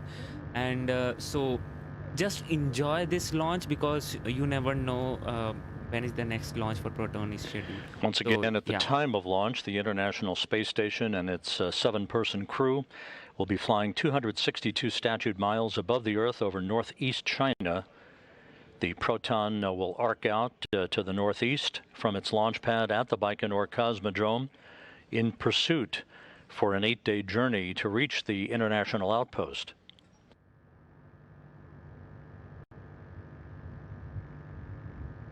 Yeah, the Proton is retiring, but Angara is living, is being born, or you can say, yeah. Angara rocket will replace this Proton rocket, because obviously this Proton is, based on toxic fuels. Angara is not based on that, and it has almost the same payload capacity. So they have tested Angara rocket and it has done its job pretty well. So they will be using Angara for other launches for this category of around 23 tons, because the payload capacity for Proton is 23 tons to low Earth orbit. So it's like a heavy lift launch vehicle, but not super heavy lift launch vehicle. Hope they get an extended warranty. Yes, I'm carpenter. Actually, since it was sitting for since 2007, many of its components warranty was expiring. Yes, it was literally expiring, and that's why they need to fast track all the process so that it launches in Coming time. Up on the 4.5-minute mark until launch. The countdown continues flawlessly so far. No issues being reported from Baikonur. Right now, Jim, there is no as such plan for anything to be launched to the station. Although there are some talks for the China space station, the Tiangong space station. Russia is very much interested in becoming a partner in China space station also. So yes, you may see some thing happening with the Chinese space station. And thank you so much, Greg. That's for that $4.99. Really appreciate it, man. It really helps me and this channel to T-minus 4 minutes and counting. Have all the streams for you. Thank you so much. And guys, if you want to support me, you can do that by becoming a member, or do the becoming a member, or super chats for one-time funding. So thank you so much, Greg. Really appreciate it.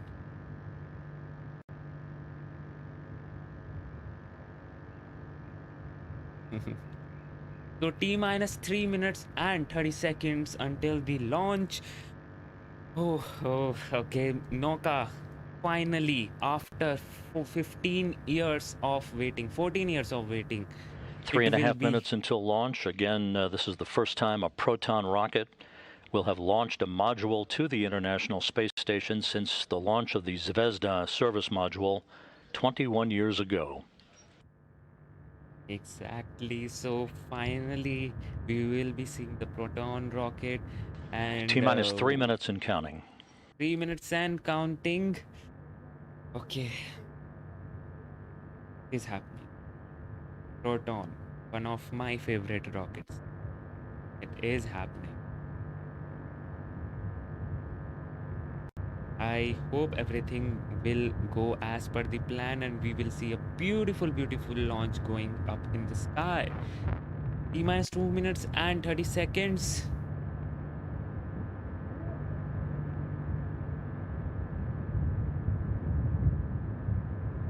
And And also guys, if you want if you like what you see, you can just hit that thumbs up button and support the stream, or maybe subscribe. We are very close to 10k, and if we can hit 10k before this stream, that would be so good. Okay, so T minus 2 minutes.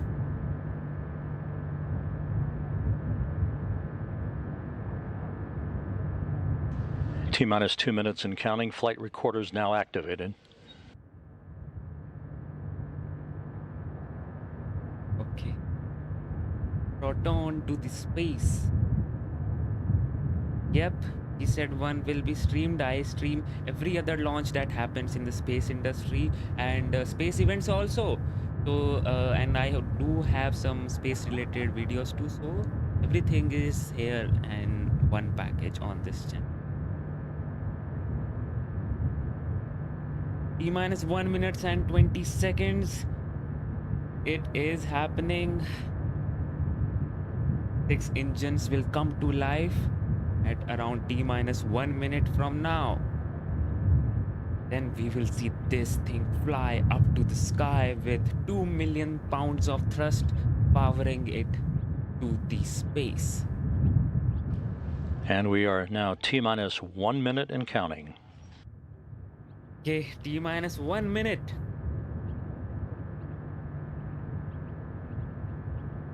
Just sit tight and relax, guys. Don't go anywhere. You never know when will you see this Proton rocket launch live in your life. Next time it's being decommissioned, so T minus 40 seconds. minus 40 seconds.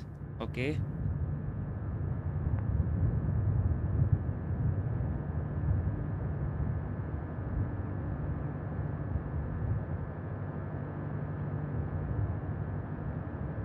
T minus 20. T minus 20 19, seconds, standing by 18, for the initiation 17, of the launch sequence. 16, 15, 14, 13, 12, 11. T minus 10 seconds. 9, 8, 7, 6, 5, 4, 3, 2, 1. Ignition. Engine start and liftoff. Liftoff. A module named Whoa. Science takes flight to the International Space Station. That was epic.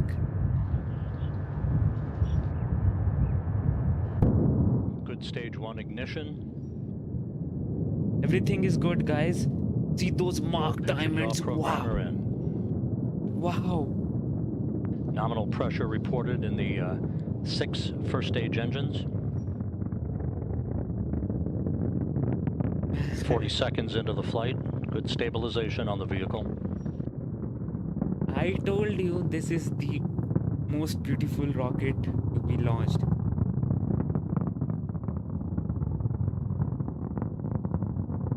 Wow, man. Max Q should be coming up. Coming up on the 1 minute mark into the flight. All engines running normally.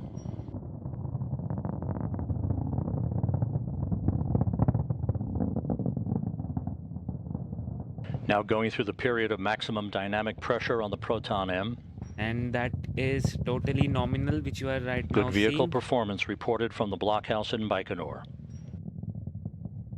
Those are the contrails which happens because of the various things happening. 1 minute, in the 30 atmosphere. seconds into the flight.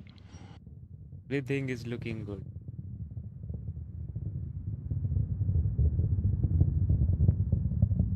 Oh, thank you so much for that. $9.99. My Proton Shake brings module to the station, and they're 1 like minute, 45 seconds into the flight. duration. About 20 seconds left for first stage performance. What's that blue glow, by the way? That is how the UDMH and N2O4 burns. So initially that is, it is orangish and everything, but once it is in full throttle, Second stage ignition. you tend to see the blues, thing, and space separation, and first stage separation. there you go, guys.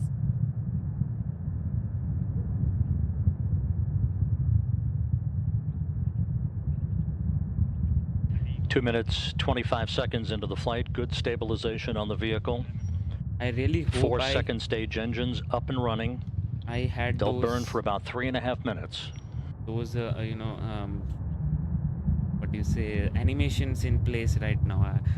I didn't know we will be having this kind of a stream, but okay, from next time onwards, I will make sure I do have some animations going on. Yaw pitch and roll program reported to have nominal parameters so far as we approach the 3-minute mark into the flight.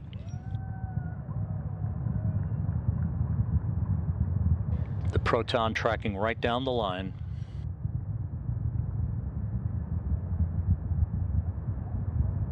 Yes, yes, yes. Okay. So I think there is one, that's the stage separation or what?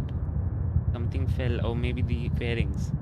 The flight is proceeding normally, coming up on the 3.5-minute mark into the flight. Maybe we should be getting the animations. I don't know why aren't they switching over to that. Russia are, very good at those animations. Maybe I can switch over to the Russian stream. We get something out of it. Thank you so much, Jonathan, for that 5. Really appreciate it, man. And should I switch over to the Russian stream? And let me just see. So if we have some good views over there, I'll switch over to that. 4 minutes into the flight, good chamber pressures reported for the 4-second stage engines. I should be switching over to that. Just a sec, guys. About 5 minutes and 40 seconds of powered flight remaining. A sec. Just a sec. We just switch over to the altitude. Yep. There you go. Much, much, much better. Okay.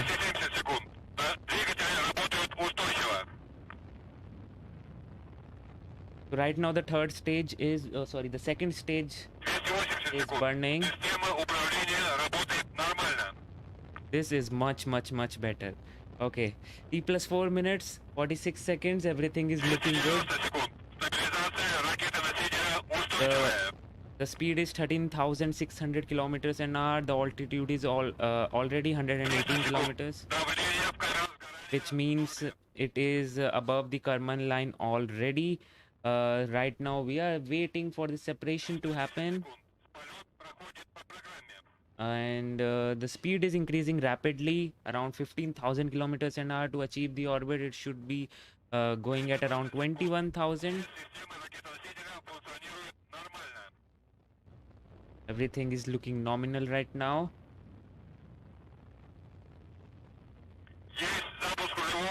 There you go, the main engine cut off, and ignition of the third stage. There you have it. And those are the... Okay, let me just dim down the... Oh, there you go, the fairings have been deployed successfully. Wow.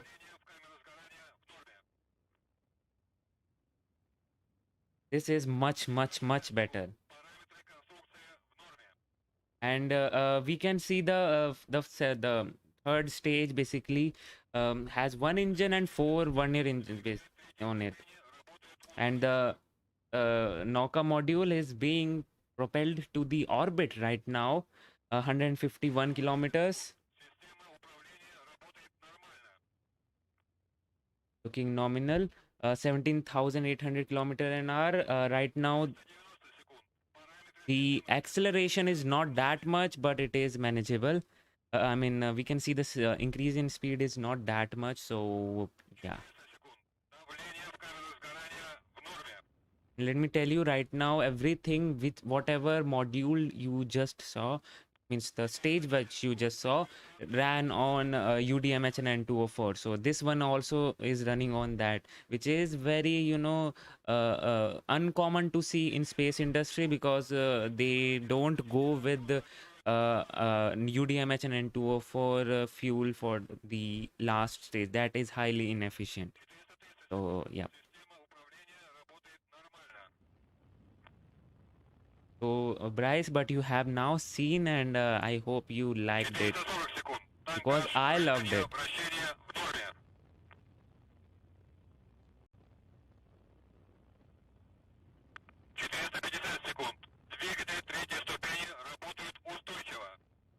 Yep, that is the docking side. No, that is not the docking side. Actually, the spherical system, which is on the top of this module, is basically the passive docking port, which means there you can dock with the Soyuz, but the main thing which will be docked with the ISS is tucked inside the payload adapter right now.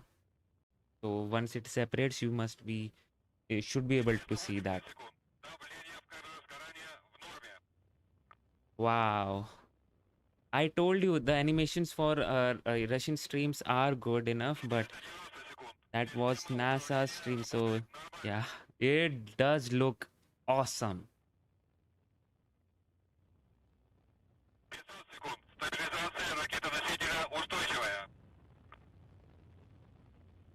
Through 1,000 kilometers an hour, 189 kilometers.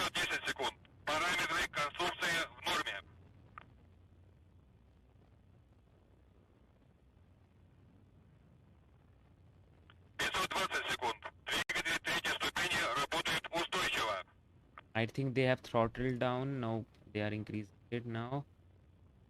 The rapid increase in the velocity, which means it is in final, preparation. Shut down the stage in around 30 seconds from now.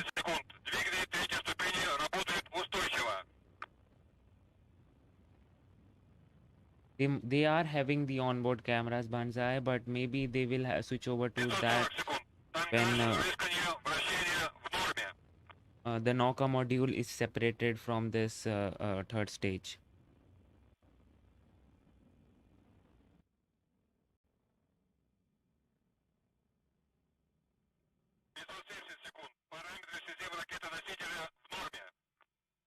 And we have a shutdown. Right now the verniers are still firing. This is so cool, right? And there you go. The separation, we can see the docking port also now. Wow.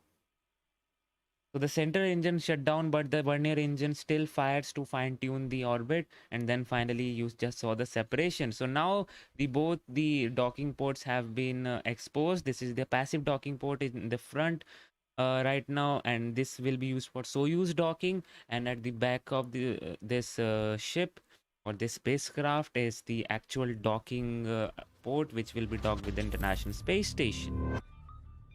And now we are good enough. Что же, нужно сказать, что старт ракеты «Протон» зрелище Now I need to завораживающее, shift over поистине to the синтез NASA мощи screen. и огня. Just a Кажется, sec. что дрожь Земли от уходящего в космос тяжеловеса ощущается.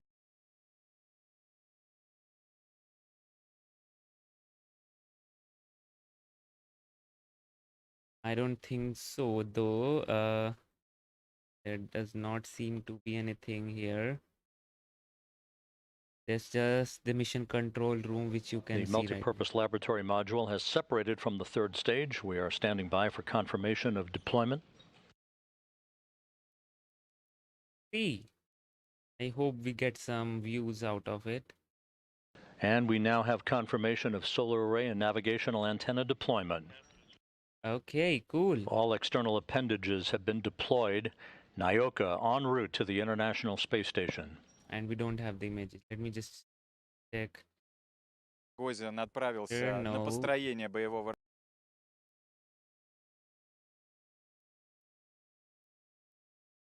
It was the best launch, I must say that.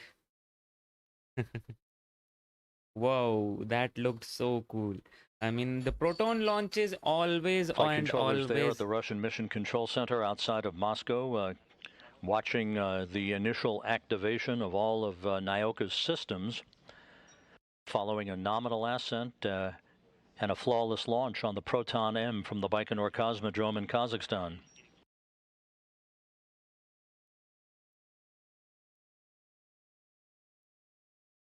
Oh, okay. It was just so delightful to watch this rocket launch to space.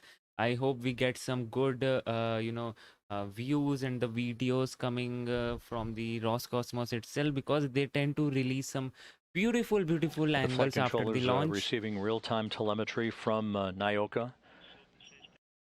Where is Nauka? You can see it It is actually flying over the The north. MLM has been placed in a perfect orbit by the Proton-M, beginning an 8-day journey to reach an automated docking to the Earth-facing port of the Russian segment of the International Space Station. Over the China right now. And talking about the, you know, what the docking, let's just have a look at the docking right now, how it will look like real quick. Just so this is how the docking profile will look like, which you can see here. Right now it is in this parking orbit where it will most probably be performing all the system checks and everything. And then it will fire up its thrusters to raise the apoapse to this point in the prograde direction, obviously. And then finally, when the orbit will become this elliptical like this, it will, when it will reach at this point, it will again fire up the engines to make it circular, from raising the periapses from this point to this point. This is how the orbital mechanics work. Once again, all of the external appendages, meaning the navigational antennas and the solar arrays, as well as the Nauka's docking target, all deployed now. And Nauka well on its way on the first leg of its journey to reach the International Space Station on July 29th. Okay. So once the orbit becomes like circular for the yellow part. It was a flawless countdown and an on-time launch at 9:58 and 25 seconds a.m. Central Time, 7:58 and 25 seconds p.m. Baikonur time. It will then again you know, come to this point, fire up its engine to again raise the apoapse from this point to this point. The orbit will become slightly elliptical, and finally when it is at V4, it will again fire up the engine to raise the periapse from this to rendezvous with the International Space Station, and then finally reaching it. So this whole process will take around 8 days to complete. Deliberately chosen flight profile so as to get some more time for system checks, for deorbiting the module, the Nauka module, the Pirs module, and finally, you know, docking the this module. So first of all, the system checks have to be performed, and if they fail, I highly doubt the Pirs module will be undocked, because since we already know that this rocket, this spacecraft has been sitting in for right now like 14 years or so. So there may be some problems with the, you know, maybe I know the space industry, how the spacecraft testing works. I know they have gone through, all the parts must have gone through some extensive testing, but again, system checks will need to be done, and if anything goes wrong with the system checks, I don't think so Pirs will deorbit. Obviously, for obvious reason, they don't want to deorbit a working module to dock with a faulty module. So yep. How much thrust the Proton-M generated on the first stage? Yes, it generated around 2 million pounds of thrust at liftoff during for the first stage. So yes. Okay. This is Mission Control Houston. You're looking at a view of the Russian Mission Control Center outside of Moscow, where flight controllers are breathing a sigh of relief with the Nauka Multipurpose Laboratory Module now in its preliminary orbit, beginning an 8-day journey to reach the International Space Station. There are a number of visiting vehicle comings and goings that we have an animation to show you. First off will be the undocking of the ISS Progress 77 and Pirs docking compartment on Friday, followed by the arrival of the new Multipurpose Laboratory Module on July 29th. There you go, that's summarized. That sequence of events will also have associated with it the Canadarm2 robotic arm survey of the vacated docking port late Friday following the departure of the Pirs docking compartment, which will be deorbited through the engines of the ISS Progress 77 following its undocking on Friday morning. We'll talk more about the times of all of that activity in a minute. That Canadarm2 robotic camera survey will be viewed very carefully by the Russian flight controllers to ensure that the docking port being vacated by Pirs in preparation for the arrival of Nauka will be clean, free of debris, anything that would inhibit a smooth automated docking of the new module on July 29th. If they see something untoward, they will discuss this with the ISS program over the weekend and could elect to stage a contingency spacewalk by Oleg Novitsky and Pyotr Dubrov next Tuesday, July 27th, to do a manual cleaning of that docking port should it become necessary, although that is considered a very low probability. In the meantime, the Pirs docking compartment and the ISS Progress 77 cargo craft are set to undock from the International Space Station on Friday, now that Nauka is on its way.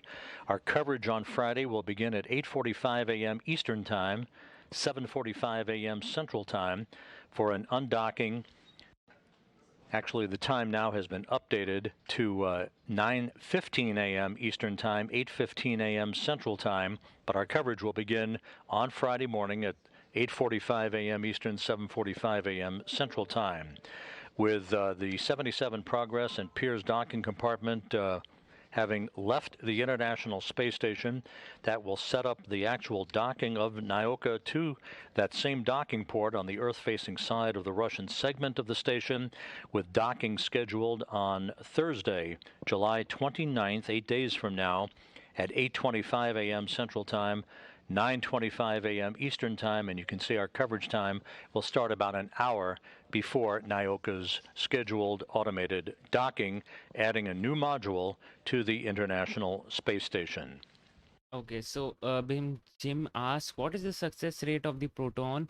So total number of Proton launches are 111 right now, and out of which 11 failed. So the success rate comes around 90%. Oh yes. Zenith port of Harmony, clearing the forward port for the anticipated arrival late next week of the Boeing Starliner vehicle on its second test flight, scheduled for launch on July 30th from the Cape Canaveral Air Force Station, and a docking to the Harmony module on July 31st. And again, our coverage of the 77 Progress Pirs docking compartment undocking from the International Space Station is coming up on Friday, July 23rd, Ooh. 2 days from now, with our coverage beginning at 7:45 a.m. Central Time, 8:45 a.m. Eastern Time, for a undocking at 8:15 Central, 9:15 a.m. Eastern Time. So stay with us all the way for all of the activities, and an extraordinarily busy time for the International Space Station. For now, at long last, the Nauka Multipurpose Laboratory Module safely in its preliminary orbit, en route for a docking to the International Space Station on July 29th. Thanks for joining us today. This is Mission Control Houston. Cool. So that was a pretty epic launch, which we all witnessed. And so, okay, just a sec. Yeah. That was a pretty epic launch, I must say that. We were able to see those beautiful, beautiful mark diamonds when the rocket was, going up. And when on the launch pad, we saw that beautiful orange exhaust, although that is toxic, but again, it is a delight to watch. So yeah, that happened. And then the sound, that sound was epic. And finally, the Nauka module, after 14 years of wait, has been successfully launched to space, and right now it is in orbit. Whoa, if Wolfgang has not flown, yesterday, this could have been, the longest sitting hardware on the ground. It takes a lot of fuel. Changing orbit takes a lot of fuel, so unlikely in near future. See, if anything happens, there was a question, Antares, in future, can this module be transferred from ISS to new Russian space station? That could very well happen, because all you need to do that kind of maneuver is propulsion system and a good enough docking adapter. So the propulsion system, we all know that the Nauka module has, it has the propellant tanks and the engines or the thrusters, whatever you want to say them. And if there is some decommissioning on ISS, and we all know Russia is right now working on their own space stations too, and they are also working on the doing some projects with the Chinese space station. So we never know, maybe if there is some decommissioning of ISS, then they can just undock this module and dock it with another station. That can very well happen, because this is like a core module for Russian segment on the space station. This is has the all the science, has the robotic arms, it has the regeneration system, the oxygen regeneration system, the CO2 scrubbers, as you say, the water recycler, everything you want to have, and a one crew compartment, also one crew quarter. So it is very well designed to be be self or you can say independent of these total of the space station. It has its own solar panels, it has its own radiator panels also. So yes, it is very well, it can very well survive on its own also. So maybe it can I think it will be transferred, because you don't want to lose billion-dollar hardware just to because ISS is being decommissioned. So yeah, after undocking from the ISS, what will happen to this module? So there is right now the Pirs module attached to the space station right now. Okay, so like this is a Nauka module, there is one another module, the Pirs module, which is attached to the station right now, and it will undock itself, and it will undock with the help of Progress spacecraft. That is a Soyuz spacecraft which has engines or thrusters. It will undock, deorbit itself, and burn up in the atmosphere, and then the astronauts or the cosmonauts will have to inspect that docking port for any potential debris, because obviously it was launched in 2001, and this docking port is very old, because of that. So they need to do some checks on that if there is any debris accumulation or something like that. So they need to clean all of that. Yeah. Any updates on the Dear Moon project? They must have selected the candidates for the other round. I have not received any email, so I am not selected. That means that only also if you haven't, so I think you are also not selected. So we'll have to wait and see. Right now everything is going as per the plan. If there's a problem with the new module before it gets to the ISS, would it be possible to send up a Soyuz crew to work on it? There's a problem with the new module. Well, yes. I think it is very well possible to do that, because we have seen how Russians actually saved their Mir station. What was that? I don't remember. When there was the station was out of control, and they literally docked with it, and then saved it. That was a heroic adventure for the cosmonauts and the pilots operating that Soyuz spacecraft. Although that being said, yes, that is very well possible. If there is any problem in orbit, first of all they will try to fix it from the ground by doing any flipping the switches, as they say, switching the backup computer, doing some redundancy checks, or having the restarting the system also fixes so many things. So they will or the software update if there is any patching needs to happen. So yeah, if there is something wrong, then they will work on the ground. If that is not resolved from the ground itself, they will send some crew on board to the station, because obviously crew can live with this station, because it has a docking port.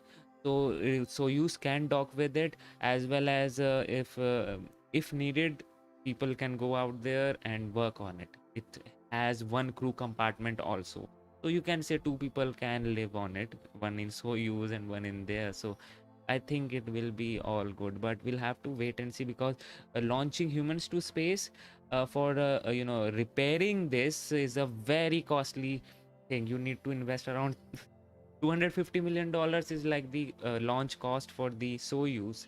So you can say around $300 million accommodation of the cosmonauts and all. So $300 million to fix it, to fix a $1 billion hardware. It looks sensible. It is actually sensible, but it is more sensible if you can just fix it freely on the ground. So yeah. Yes, also going to launch Gaganyaan. Yes, I am very hopeful for that. I mean, things are looking great right now, so we'll have to wait and see how things will occur. The right now the ISRO launch is scheduled to be happen in August. So and then again in September. These are all those things which are in rumors right now. We all know how schedules in ISRO tends to get delayed, so don't expect much, but I am definitely confident, I must say, that at least we will get to see GSAT 1 launch in August.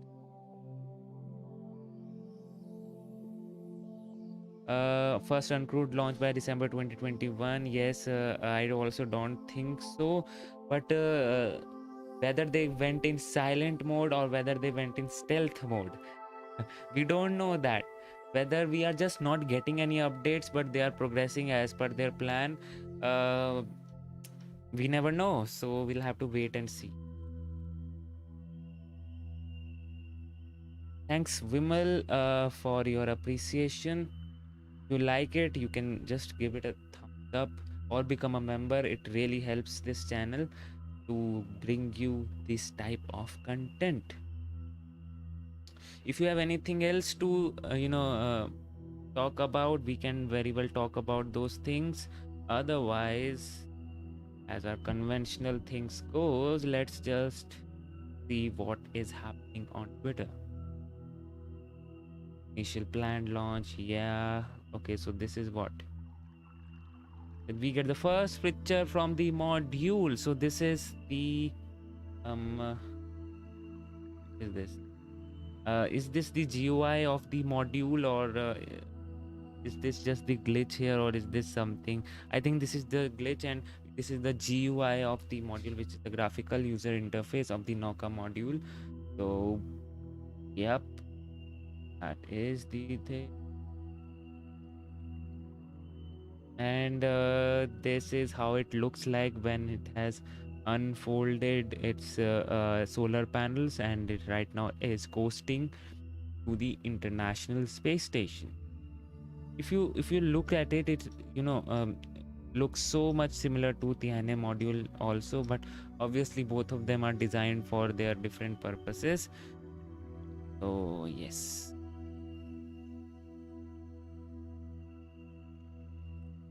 Okay. It is truly a majestic beast. This was the treat to watch. Exactly.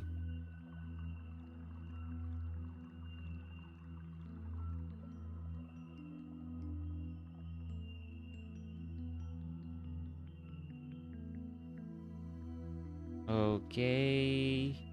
Anything else? Nope. Yes, if you don't know, there was a super heavy static fire which occurred, in the past week only. So that was pretty epic. Only 3 engines, and then also that static fire looked so awesome. Imagine having 33 of them. Wow.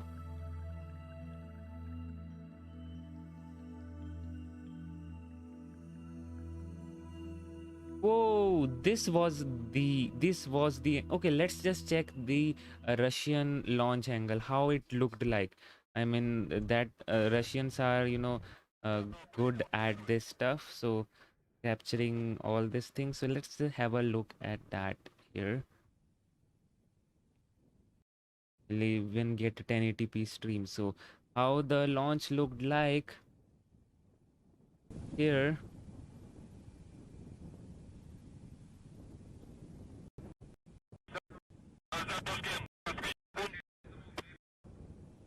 Okay, T minus 17, 16, 15, 14, 13, 12, 11, 10, 9, 8, 7, 6, 5, 4, 3, 2, 1. And we should be having an ignition. Okay. See, they actually didn't need those. And there you go. Whoa.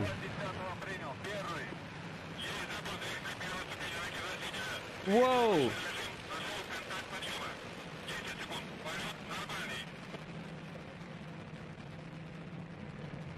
This was the awesome angle we got here.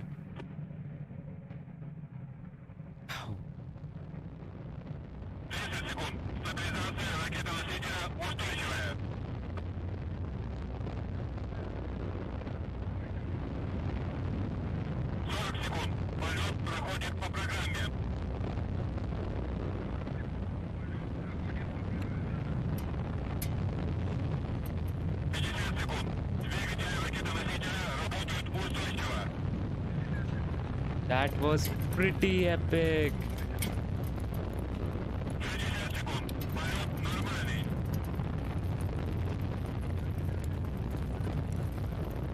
Whoa, man. I'll see it once again. Because why not? See the ignition. That was a treat to watch. It does. Yeah, go. Whoa. Those mark diamonds are awesome. Are totally awesome. I must say that. Wow.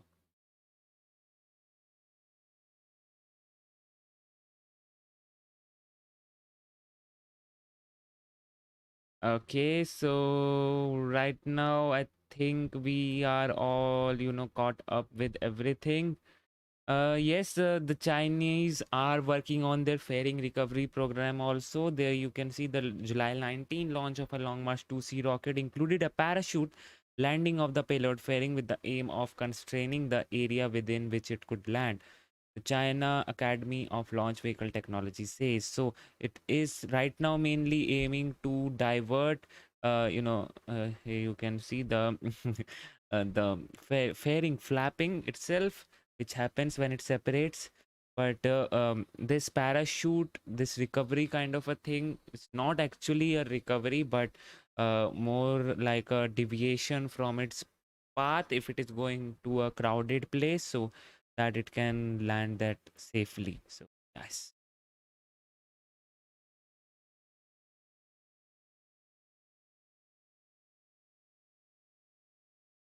So I think with that I can end this stream, I guess.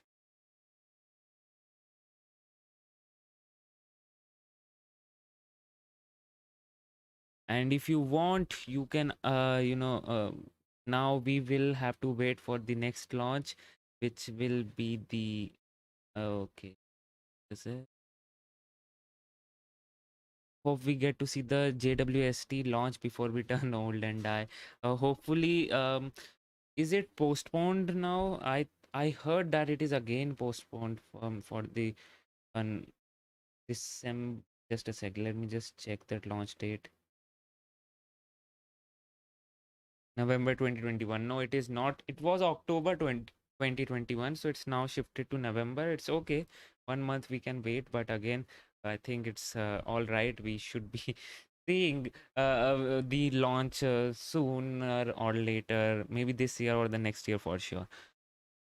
So yes, and guys, thank you so much all for joining in. Solid rocket motors ignite instantly, fueled by a very toxic unsymmetrical dimethyl hydrazine and nitrogen tetroxide. Nice. Actually, these are the hypergolic fuels, so you know that the ignition for them is very instant. They don't need any sort of igniter to do the ignition. They just boom. They just go boom when they come in contact, the UDMH and N2O4. So that's why their ignition and their throttle is very instant. It's, you can see, it's like unlike the RP1 and LOX fuel used in Soyuz, which takes around 16 seconds to come to full throttle. So yes.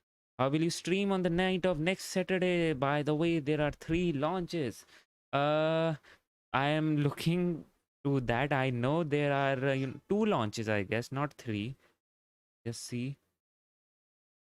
Although my exams, oh, I just forgot to tell you, my exams have been, a bit postponed. So I may not be able to do my regular streaming in August too. So we'll have to wait and see. But obviously I'll be covering the major launches. So yes, 3 launches on 30th July. There is supposed to happen one Starlink mission. Then the most awaited Starliner 2 mission, the CST Starliner orbital flight test 2, and then the Ariane Space Ariane 5. So I will be streaming both of them. I may not stream the Starlink one, but I will stream the Starliner as well as the Ariane 5. Ariane 5, because why not? Ariane 5 is a rarely launched vehicle, and it is always good to see it go to space. We are 10K now. Oh, is it? Just a sec.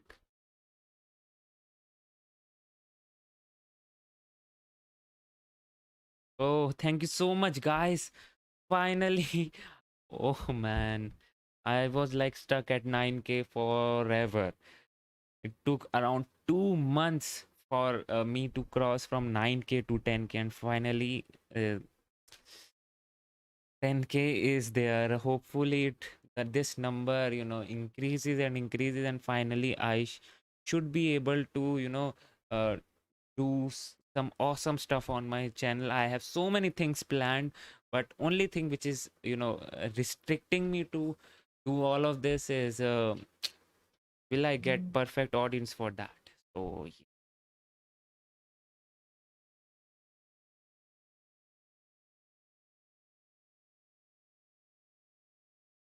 I think with that good news, we can end this stream, and we will meet again on with the Starliner launch and the Ariane 5 launch.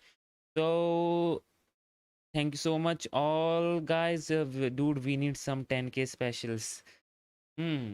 Right now my exams are still on, so I may not be able to do it right now, but let's see. For the next month, I may do something for you all. But right now, I can't. So I think with that, we can end the stream. We need to grow the space community.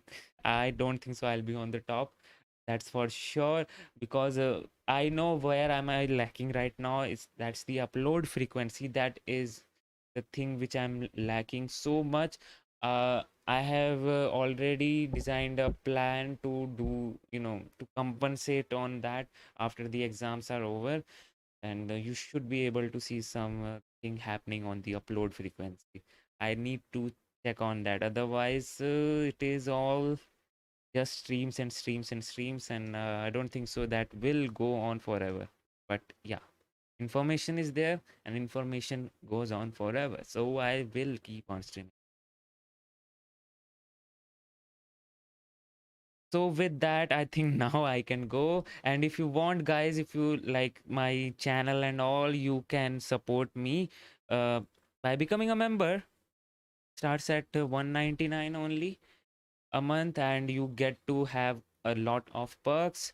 So yes, you can become a member if you want, and your support is all I have for right now, and that's what inspires me. So right now only on YouTube and Taris, but yes, I will be on YouTube only for sure. So okay, now I think I can end it finally. Okay. This thing always happens when I have to end the stream. I don't feel like ending the stream. I just like to do the just chatting with you guys, and I love that. But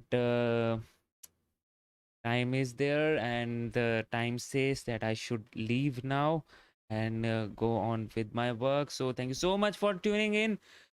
Really appreciate all your support, and we'll catch back again on 31st of July with the launch of the Starliner.